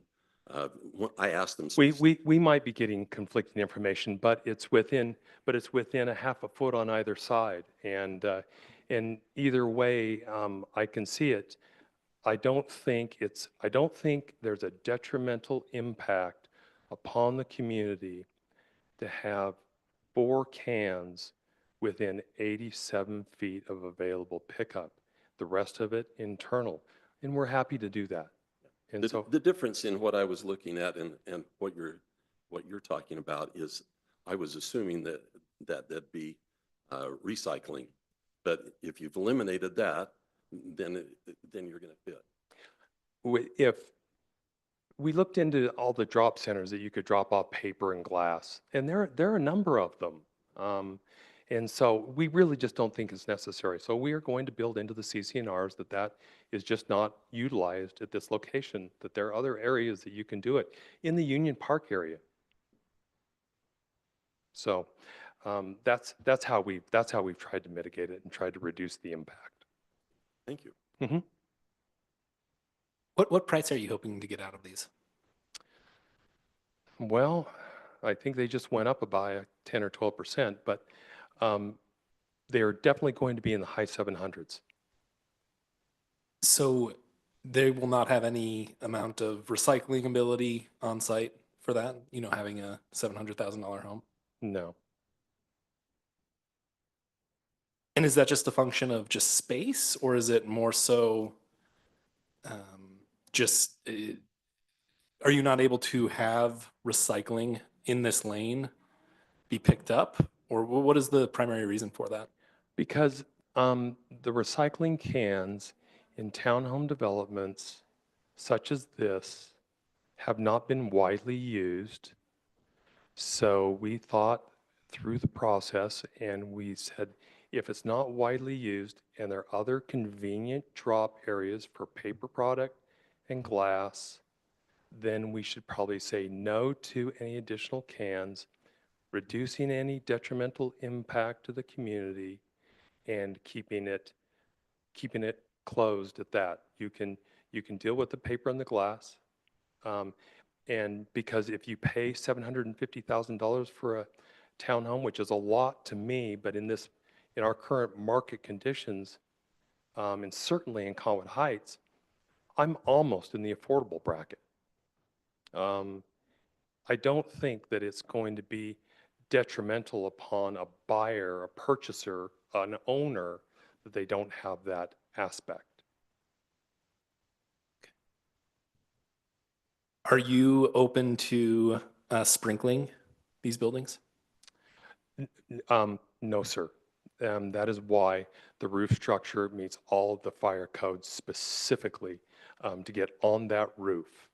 In any case of the fire, there's shaft liner that runs from the top of the foundation through the roof. So one of these units, in theory, could and has in practice burned without affecting either side. So we have done all those measures to meet the fire code. The sprinkling of the units have caused us more grief than not, because the heads that they use, the pipes because of heating and cooling, and then the heads are highly sensitive, and we've just had too much water leaking, whether it's chemical based or water based. Either one, it's been kind of miserable until the industry that puts in those fire suppression systems has a better residential application. We are going to keep the height of this low so that can be dealt with from a fire perspective, and the hydrant is just to our left. So everything is covered.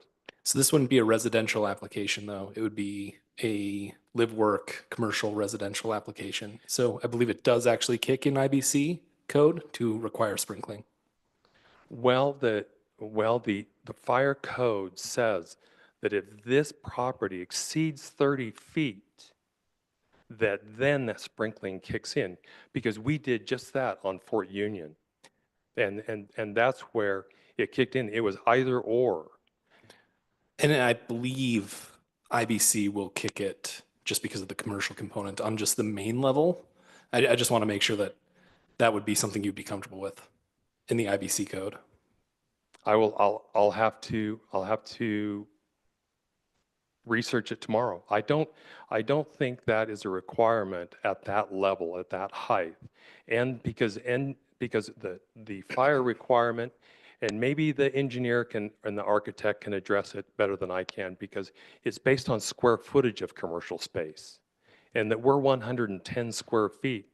I don't think it's going to come anywhere near qualifying for that sprinkling, because you can't put all that heavy infrastructure in for 110 feet. Why can't you? Well, it's onerous. It's a heavy application for 110 feet.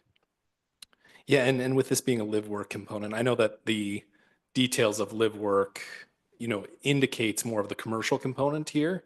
And I think you had presented that there would be an opportunity for 16 units with commercial on the base level, which I think is more synergistic to the neighborhood commercial zoning. This you had presented as a more so of a residential component. So I just want to make sure that if we did put a standard and condition that IBC standards are in place on this, that you'd be comfortable with that.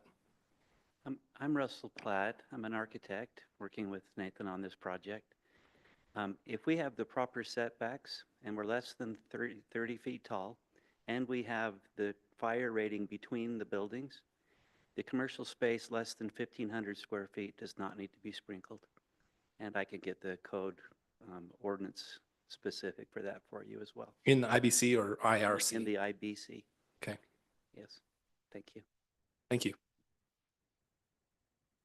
Do we have any other questions for the applicant? I've got two other questions, if I may. Back on the garbage, when I queried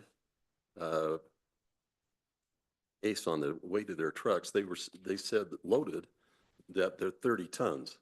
And you were mentioning, I think last time, that they were around in that area.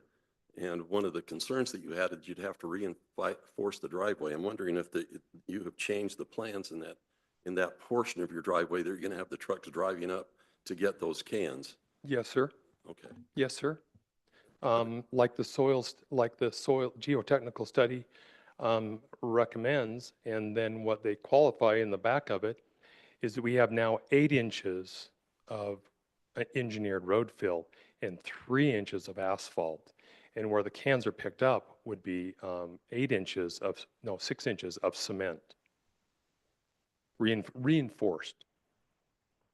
Yeah. The other question I had was in the live workspace. You mentioned a number of activities that could take place in there that don't require a business license. That's what we talked about last time. I'm curious how, if you're going to really have a live workspace in those units, how are you going to not have those spaces really just turn into a storage space rather than some sort of study, or it's utilized for a work of some portion, or it doesn't become a spare bedroom? How are you going to enforce, if you will, that usage of that space? Well, you can't force a party to create a business. You can't force it. In Salt Lake City, they call them a home occupation permit. And so during COVID, what came to pass was that people wanted a space in their home that was away from all of the other things that were going on in the home with the family to conduct their business.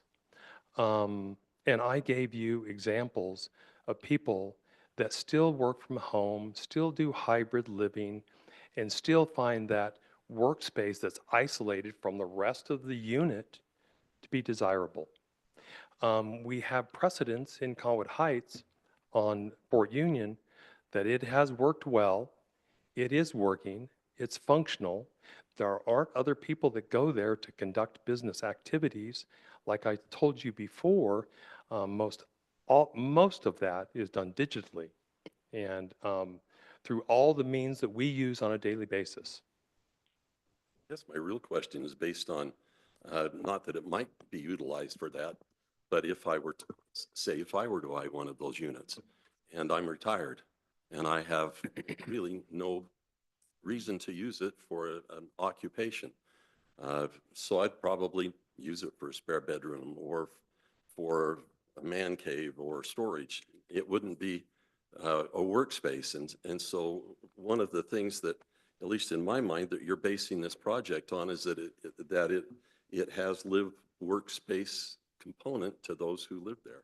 And I'm just wondering how you make sure that they utilize it as such. And kind of what I'm hearing is there isn't a way to do that. There isn't a way to do that. The concept of live work is up to you. Because that's the general spirit and intent of live work. I might use it today, and 2 years from now, I might not use it. Does it have to be hard and fast workspace? That's never been the intent. But because it's there, it has been utilized well.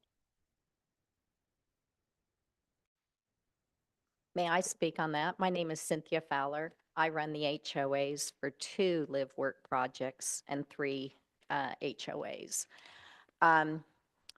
My experience with all the live work projects is that 99% of them are used for live work.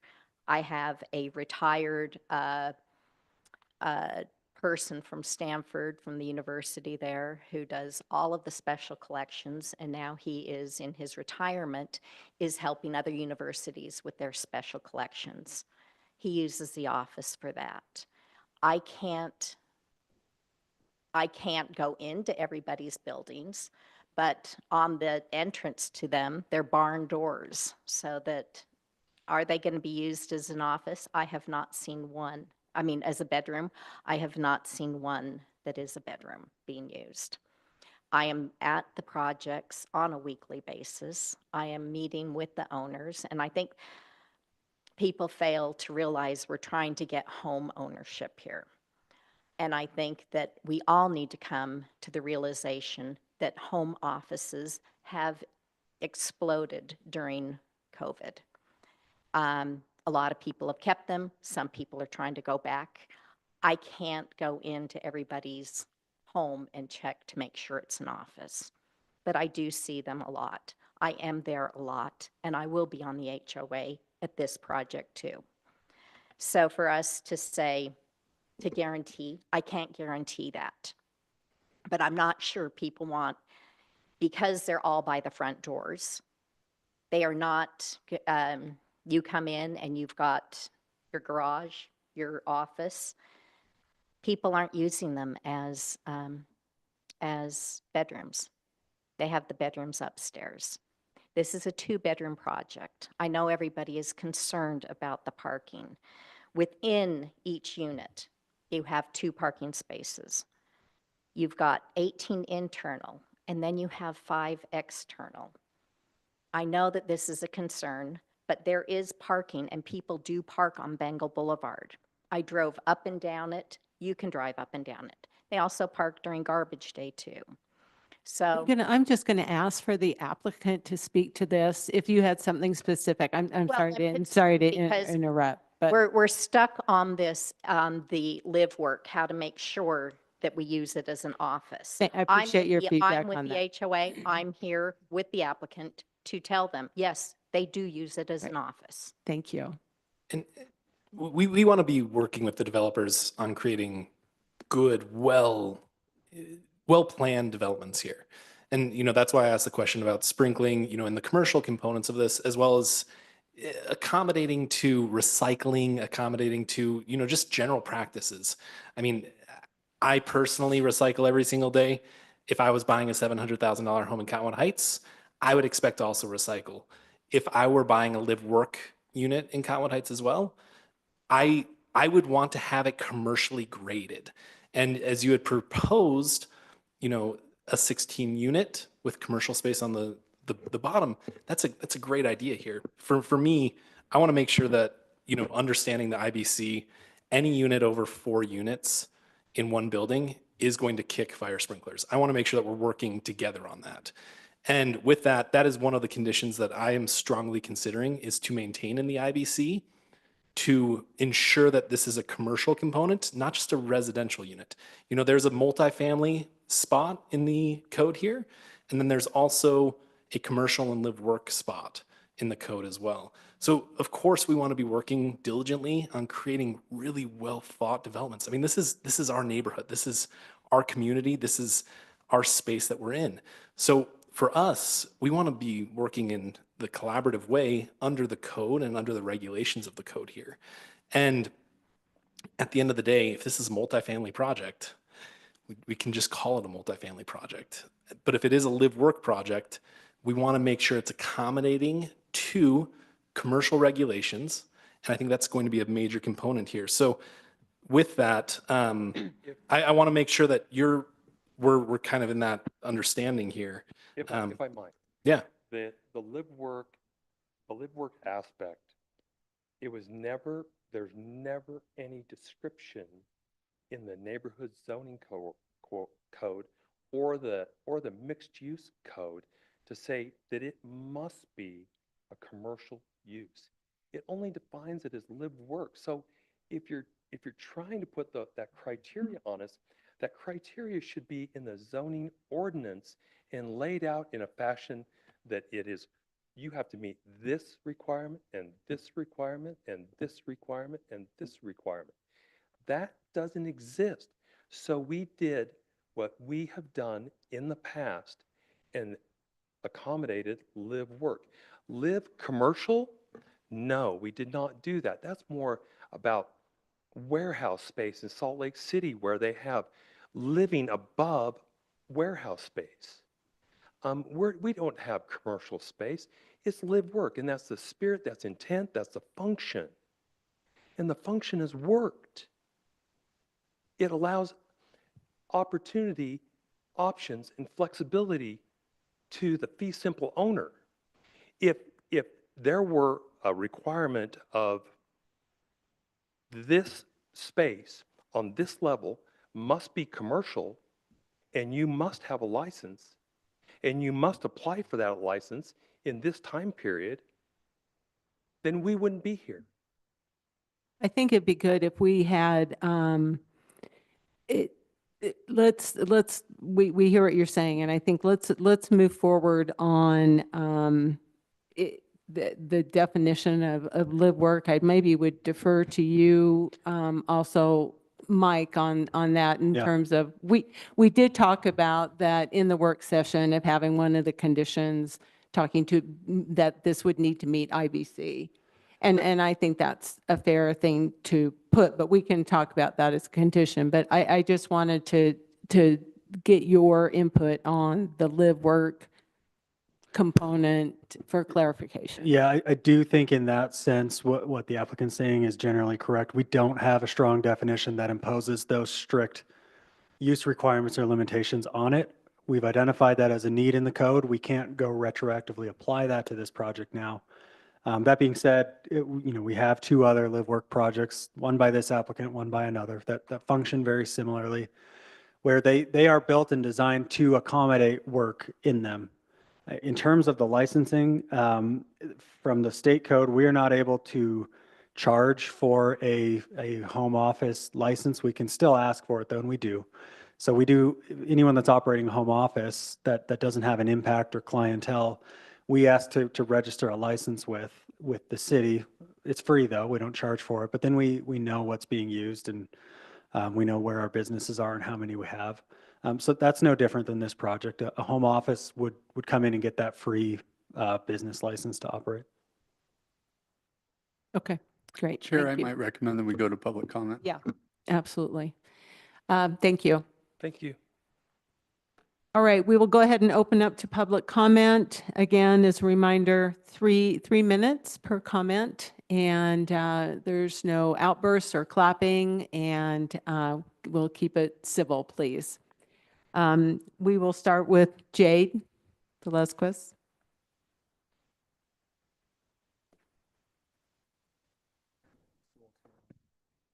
5-6 on a good day. Good evening, Council, Planning Commission. I stand before you today as a deeply concerned resident, asking that you use every tool at your disposal to delay the approval of this permit because the revised plan does not resolve the detrimental impacts that would impact my neighborhood. I live across the street from the proposed development, which will directly impact my family. It was interesting at the last meeting that only one person spoke in favor of the project, compared to the dozens that spoke against it. It's clear that the community remains opposed to this multifamily residential development because that is what this project is. This project is taking advantage of loopholes in our city code, rushing through approval before proper definitions are in place. Once built, this permanent structure cannot be modified even if future legislative amendments are passed. That alone should give us pause. As stated in the business meeting, city staff has not completed a full site review since the resubmission Monday. How can we possibly approve a project without all of the necessary reviews? And we must demand due diligence before making an irreversible decision that affects every resident in this community. Beyond that, this proposal blurs the lines between residential and commercial use without clear legal definitions. The applicant is trying to squeeze through a live-work model with no fire suppression and no ADA compliant bathrooms for the commercial space. The city should be actively working on legislative amendments to clarify these issues, so we should wait until those are in place. The revised project does not adequately resolve the serious detrimental effects to the neighborhood. We've talked about garbage overflow and the lack of recycling. 9 bins left on the roadway and driveway will still create a major safety issue for pedestrians and drivers alike. I appreciate the condition for on-site garbage, like a dumpster. This does violate the intent of neighborhood commercial. This proposal by definition is a live-work permit request. The work side of this project indicates that there should be a positive commercial impact to our community. It was very confusing in our last meeting with these 108-foot square office spaces that it's not a commercial space, no employees are allowed, there are no commercial fronts, no enforcement mechanism. This project is multifamily residential disguised as neighborhood commercial. The first line of the neighborhood commercial zone is intended to provide convenience, goods, and services frequently used by local residents. There is nothing here for goods and services for us. The commission has the power and the responsibility and shall protect our community from rushed, ill-conceived developments. I urge you to deny this permit, or at the very least, delay it until proper definitions for live-work exist, safety and ADA standards are defined, trash is remediated, and that the legislative updates are in place. Lastly, it is insulting to put a 35-foot building across the street from my house and remove all of our on-street parking. Thank you. Stockton Farnsworth.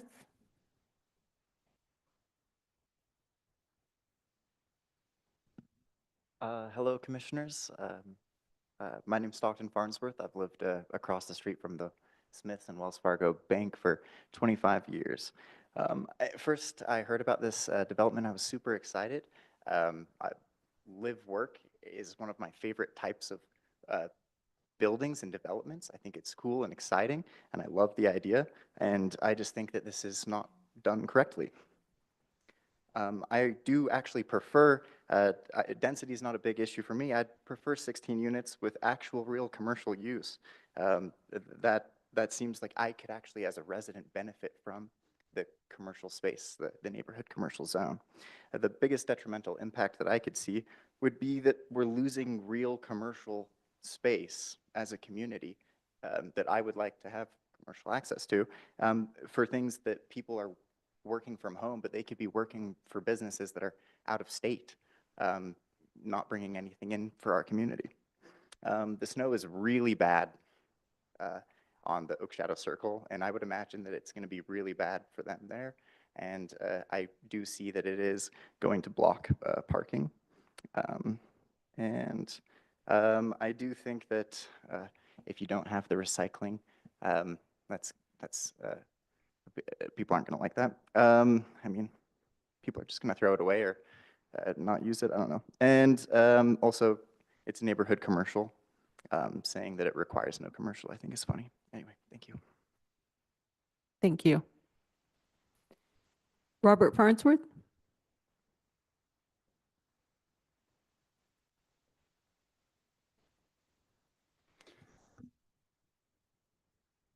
Madam Chair and Commissioners, 2 weeks ago, when I stood before you, I quickly inserted some very important code into the record.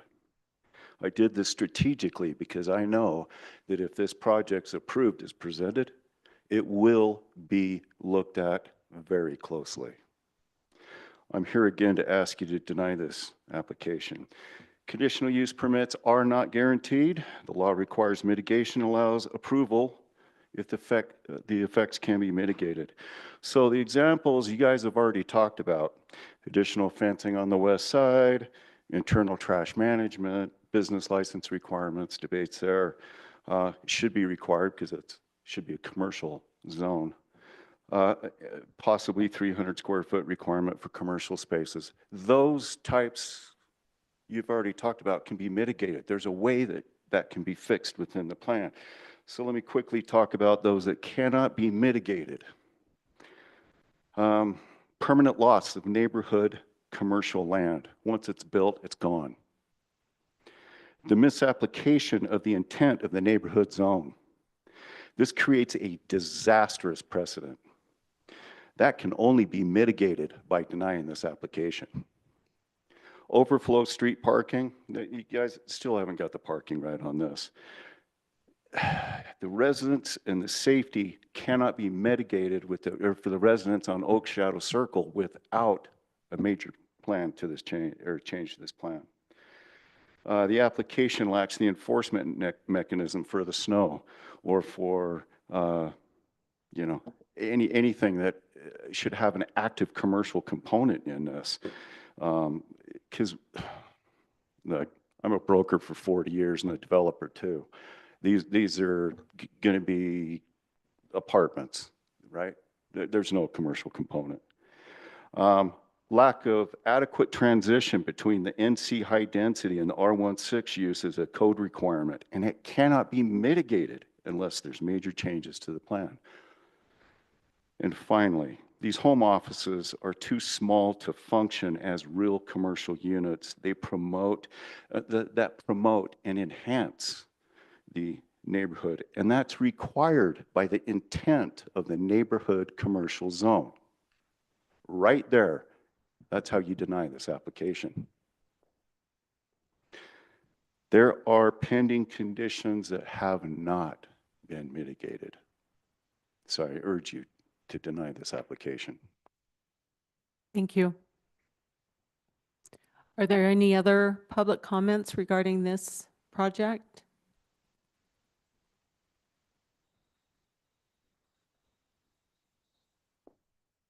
Seeing none, I will close public comment. Now move to having the commission further discuss this. Mike, I do have a question because given the new site plan, I don't think we're at a point where I think it requires further review by staff. That'd be up to you. We got this Monday. It came out after the staff report, so I haven't done a full review. Right. I think that definitely needs to take place. I think the applicant's narrative and the architect's comments are helpful as well. If we could review those as well. Right. Okay. I'll take a stab if it's okay, Chair. Sure. These are difficult projects. I think this developer did a project on Fort Union Boulevard that we had fewer challenges. I think some of the things that make this unique are the fact that it's very small, and it's on a road that has a different feel to it. So, I think for the public that might be listening, this idea of having, 4 different possible conditions from staff and 9 from the Planning Commission is very, very unique. And I know it feels onerous to the developer, but we are trying to do something very, very atypical compared to what we've done before after 4 years on this Planning Commission. And I would tell you that as a result of the fact that it is a little bit of an in-between space, I know that the neighbors feel like that this is feels like it's an end run and kind of a gotcha. And from a staff standpoint, it's been meant to have some flexibility. And then for the developer, it feels like we're weaponizing certain parts of the code and other parts. So it does result in us asking lots of questions. And I know that the city council is aware that that this is, because it's less defined, that it would help to have more definition. But the code as it sits is where the application is, and that's what rules the day. And as we go through these, one of the things that came out of our discussion, Chair, that I felt was significant, and I appreciate Commissioner Steinman pointed out, that I think we need to be specific about meeting IBC code. And that being said, I think it's important that we're careful about how granular we get, about how specific we get in terms of some of these conditions. Some of them will be mitigated if it goes through the process as staff review some of these situations. And as we consider detrimental effect, I am also concerned, Chair, that the application, the modifications that came in, I'm leaning towards it might be good for a little bit more time. Absolutely, yeah. So those are my comments. Great. Great, thank you. I would agree with that. I think the snow removal component, the garbage component, the potential for IBC to be kicked in versus IRC, I think those are all very important components here. And, just something to reiterate in regards to neighborhood commercial zoning as well, and the purpose of this. And I believe the intent, and, I did a deep dive since we received this new submittal, and actually we didn't receive this until just yesterday, but since we received this packet, and the neighborhood commercial zoning is an important one for our city. And I think that when used in the intent of neighborhood commercial, you are looking to see a lot of different components. And the main idea behind it, and this is out of our code and zoning code within Cottonwood Heights, is enhancing local amenities, encouraging businesses to basically cater to the immediate neighborhood. That is in neighborhood commercial. Promoting walkability, facilitating pedestrian-friendly environments by promoting accessible businesses within walking distance of residential areas. Encouraging mixed use, allowing for a mix of commercial and residential uses to create vibrant and active neighborhoods. This is the gateway to the neighborhood. This is a gateway from, the Brighton Point commercial space to the northern neighborhood there as well. Limiting impact. That is a goal out of this, and then fostering community.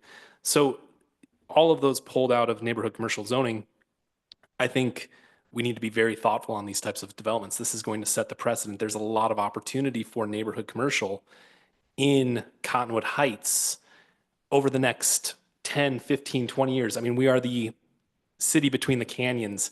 We're going to be having the gravel pit built out. We're going to have Hillside Plaza built out. Those are going to be large scale developments. That's going to allow for a lot of beautiful, residential multifamily projects to go into place.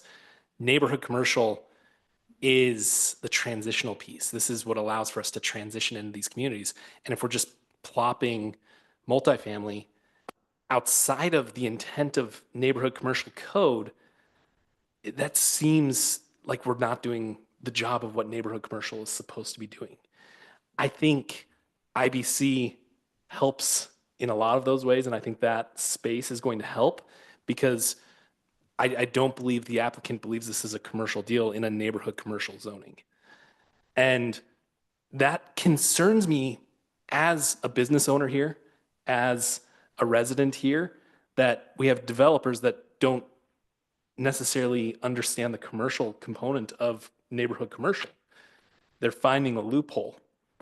And I don't want to set that precedent in Cottonwood Heights. This is our neighborhood. This is our backyard. This is our space. And setting that precedent, we're going to start seeing a lot of neighborhood commercial just continue to be these little infill multifamily deals. Now in neighborhood commercial, there is a requirement for multifamily to be 3 acres and above. So you can do multifamily in neighborhood commercial. You can do that right now. You just need to have 3 acres. This is a multifamily project in a half an acre. It's not live work. I mean, any 2-bedroom or 2.5-bedroom property can qualify, under the stairway to build and have an office there. Any apartment on Bengal Boulevard could be live work. Anybody can do that, but live work. And if you look at definition of live work, and we don't have a clear definition, but if you look at state's definition of live work, as far as kind of what the precedent has been set, it has a commercial component to it. I think that's important. I think neighborhood commercial is to allow for that transitional piece into the neighborhoods, to support the neighborhoods. So for me, I agree with you, Commissioner Mills and Commissioner Chair Anderson. I think we need to get more data on this. I think we need to better understand and make sure that, we are highly analyzing these types of developments, because this is not a mixed use development. The other projects like this on Fort Union were mixed use. That is high trafficked areas. This is neighborhood commercial. And I think we really need to dig deep on this. And the best part about this is we're not just trying to do this to, delay anything. We're trying to do this to make a better project for the community, a better project for the city, a better project for the developer, because I would be incredibly concerned as a developer to build a $700,000 townhome and not be able to have recycling in my $700,000 townhome. We need to be so conscious on these small little developments. This could be a family of 3, this could be a family of 4. And I know if I have 2 kids and my schedule's completely booked, I'm not going to go down and deliver my recycling. I'm not going to do that. I'm not going to transport that. That's just one small little area here. But it concerns me that we're willing to cut corners just to cut corners in that space. So for me, I think that we need to get some more data on this. I think we need to get more definitions. And honestly, I think we need to evaluate the IRC component of this and look further. Can I ask what more data means and more definitions? As it pertains to this, I agree with reviewing this moving forward, a definition of live work and formalizing that. But in this case, I think making sure IBC standards are comfortable here. So the building code side of it. Correct. We can dive into that. That's great. Okay. Perfect. And I think too, if I could, maybe I've taken notes on the conditions, but to the bigger picture of defining, is this neighborhood commercial appropriate? Correct. Right. Does it fit that? Does this fit that zone? I think that also is something that we need further evaluation on and better understanding of. It's not a clear-cut zone. I will say that, but I mean, I think that we have to understand, does this project meet that criteria? Yeah, and I think we need more time with the current site map. Yes. I think snow removal is a major component that we need to look at. I think putting those appropriate conditions into place are key here, but we didn't receive that until Monday. So I think we need more time. If I could, let me go through the conditions as the outstanding ones I see that are still applicable in addition to the bigger picture piece of the NC zoning. The first is that this project would need to meet IBC requirements, guidelines. The next one is about the internal trash management process. I appreciate the changing of the plan to have the 5 cans, but I am concerned about those 5 cans blocking the view of drivers trying to come out of the complex, being able to see up and down Bengal. So Is there any requirement? I know that there's certain building standards in a conditional use space that we're able to implicate, but that's around building energy efficient, building Energy Star. I know we can create those conditions in this space. Are we able to require there to be trash and recycling removal in the space as well? I mean, this is something new that he just brought up tonight. And, it seems like something we haven't had enough time to review to be able to actually put conditions Yeah. on this. We can do a search of that. I know for a fact there are large multifamily projects in the city that do not offer recycling either. I believe Pinnacle Highland across the street is one of them. So it's not unheard of in these multifamily projects to not offer that. Whether you can condition that and that the lack of recycling options is a detrimental effect, I'm happy to look into. Okay. I will still add my concern about safety perspective of 5 trash cans being grouped together and drivers not being able to see up the road. The next one is we're going to maintain the requirement about the fence on the west side and that fence is subject to all of Cottonwood Heights codes. I think that we would like to keep the one about no parking on Overshadow Circle, evaluating that and understanding applicable to all, and maybe evaluating whether it could be on one side of the street, no overnight parking. The next one is about adding the visual indication for pedestrian crossing. The applicant mentioned about the striping. I want to make sure that we keep that in there and that there's clear view with the sidewalks.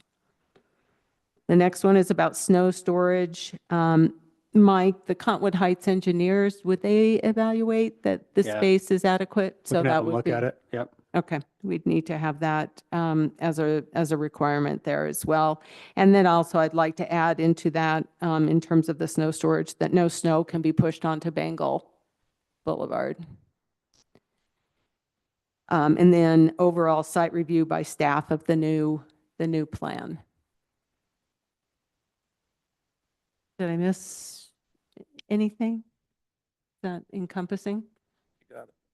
Are we able to approve with an incomplete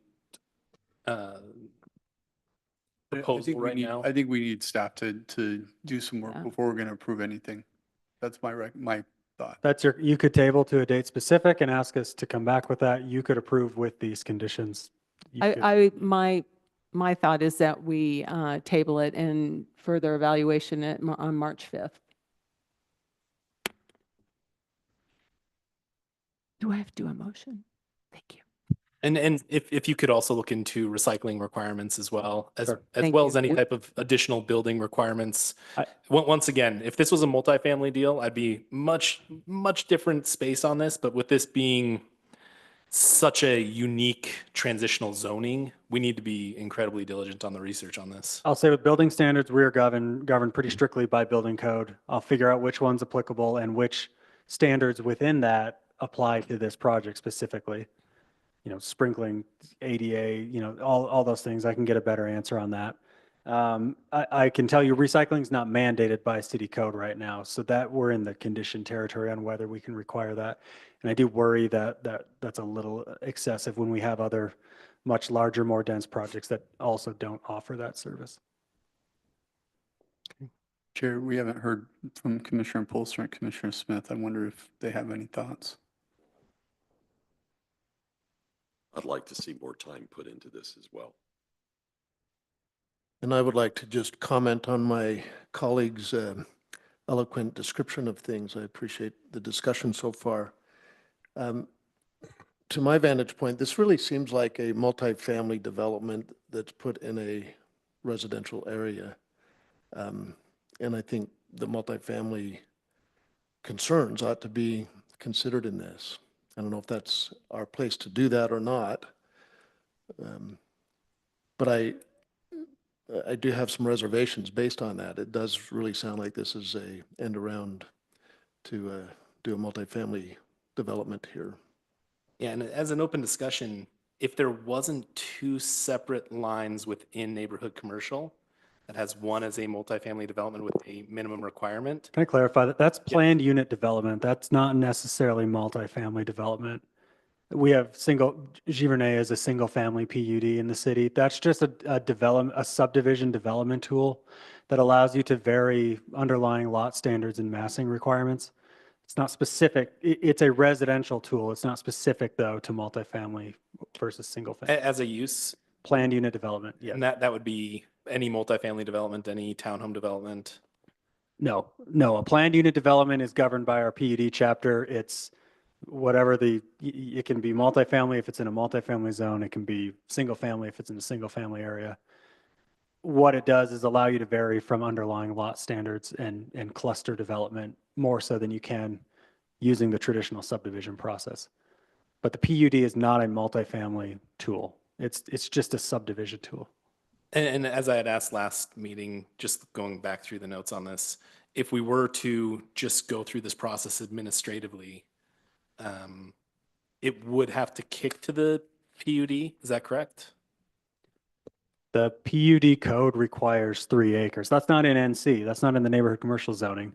That's if you want to apply a planned unit development, that's a conditional use in neighborhood commercial, but then it's also governed by this whole other chapter of city code that says you need to have 3 acres and need to meet these standards and have this much open space and, do this whole thing. So to do a multifamily project here, that's not live work. So if somebody wanted to come, or if the applicant wanted to just do a 9-unit multifamily deal that not classify it as live work, what would be the requirements? I would think, I would need to look, but if it is a 100% pure residential product, single, multi, whatever. Which the applicant has communicated that it is. Well, again, there's differentiation here because we've talked about this a lot. Live work is an allowed use and it's different than planned unit development. And it's governed by the IBC and it's not the same as a single family or 2-family residential development. I do want to clarify that. If it were just a pure residential product, it would be governed by planned unit development, unless there's another use in that use table I'm not thinking of right now.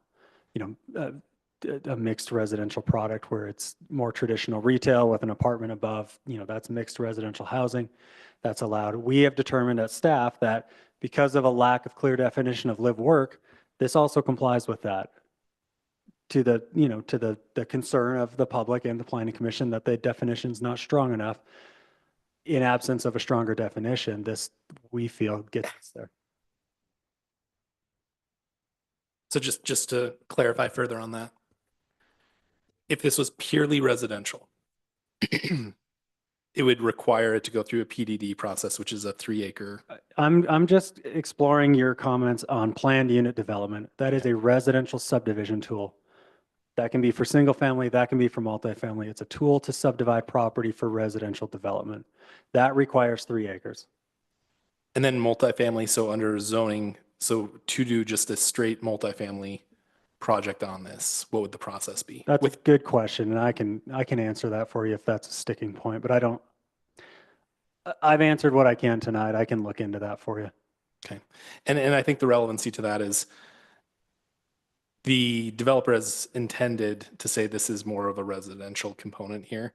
And, the commercial component is not as important necessarily to the development. So to go through the process to just do a multifamily deal, I'm curious if that is a better path for the applicant here rather than, fitting a live work component into it. And, just for us to better understand, how do we create these conditions? How do we create a good transitional development here?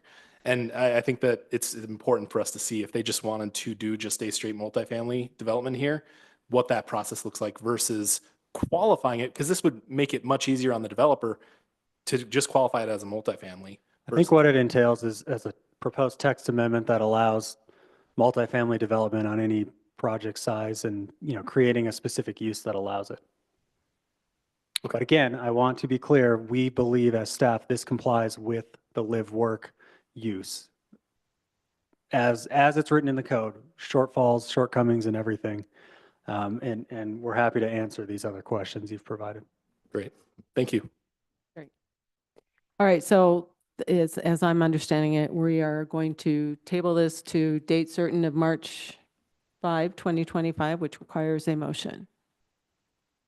I move that we table project CUP-24-019 to date certain March 5, 2025. I second it. Okay, great. We have a motion by Commissioner Mills and a second by Commissioner Polson. We'll do a vote. Commissioner Mills? Yes. Commissioner Steinman? Yes. Commissioner Polson? Yes. Commissioner Smith? Yes. Commissioner Anderson? Yes. Okay, great. Chair, I Thank move you. approval of January 22, 2025 Planning Commission minutes. I second. Great. We have a motion by Commissioner Mills and a second by, was that Commissioner Smith? Thank you. All those in favor? Aye. Aye. Aye. Aye. Great, thank you. I move that we adjourn. Okay, Second. okay, Commissioner Smith and Commissioner Polson, we have a motion. All those in favor? Aye. Aye. Aye. Aye. Thank you.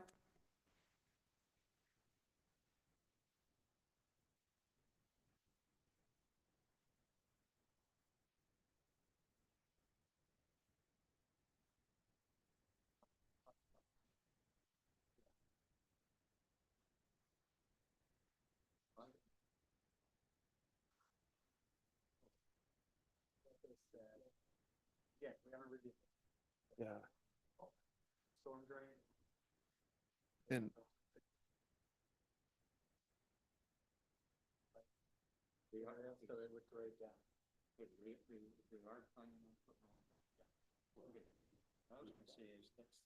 yeah, but I think we can put some constraints.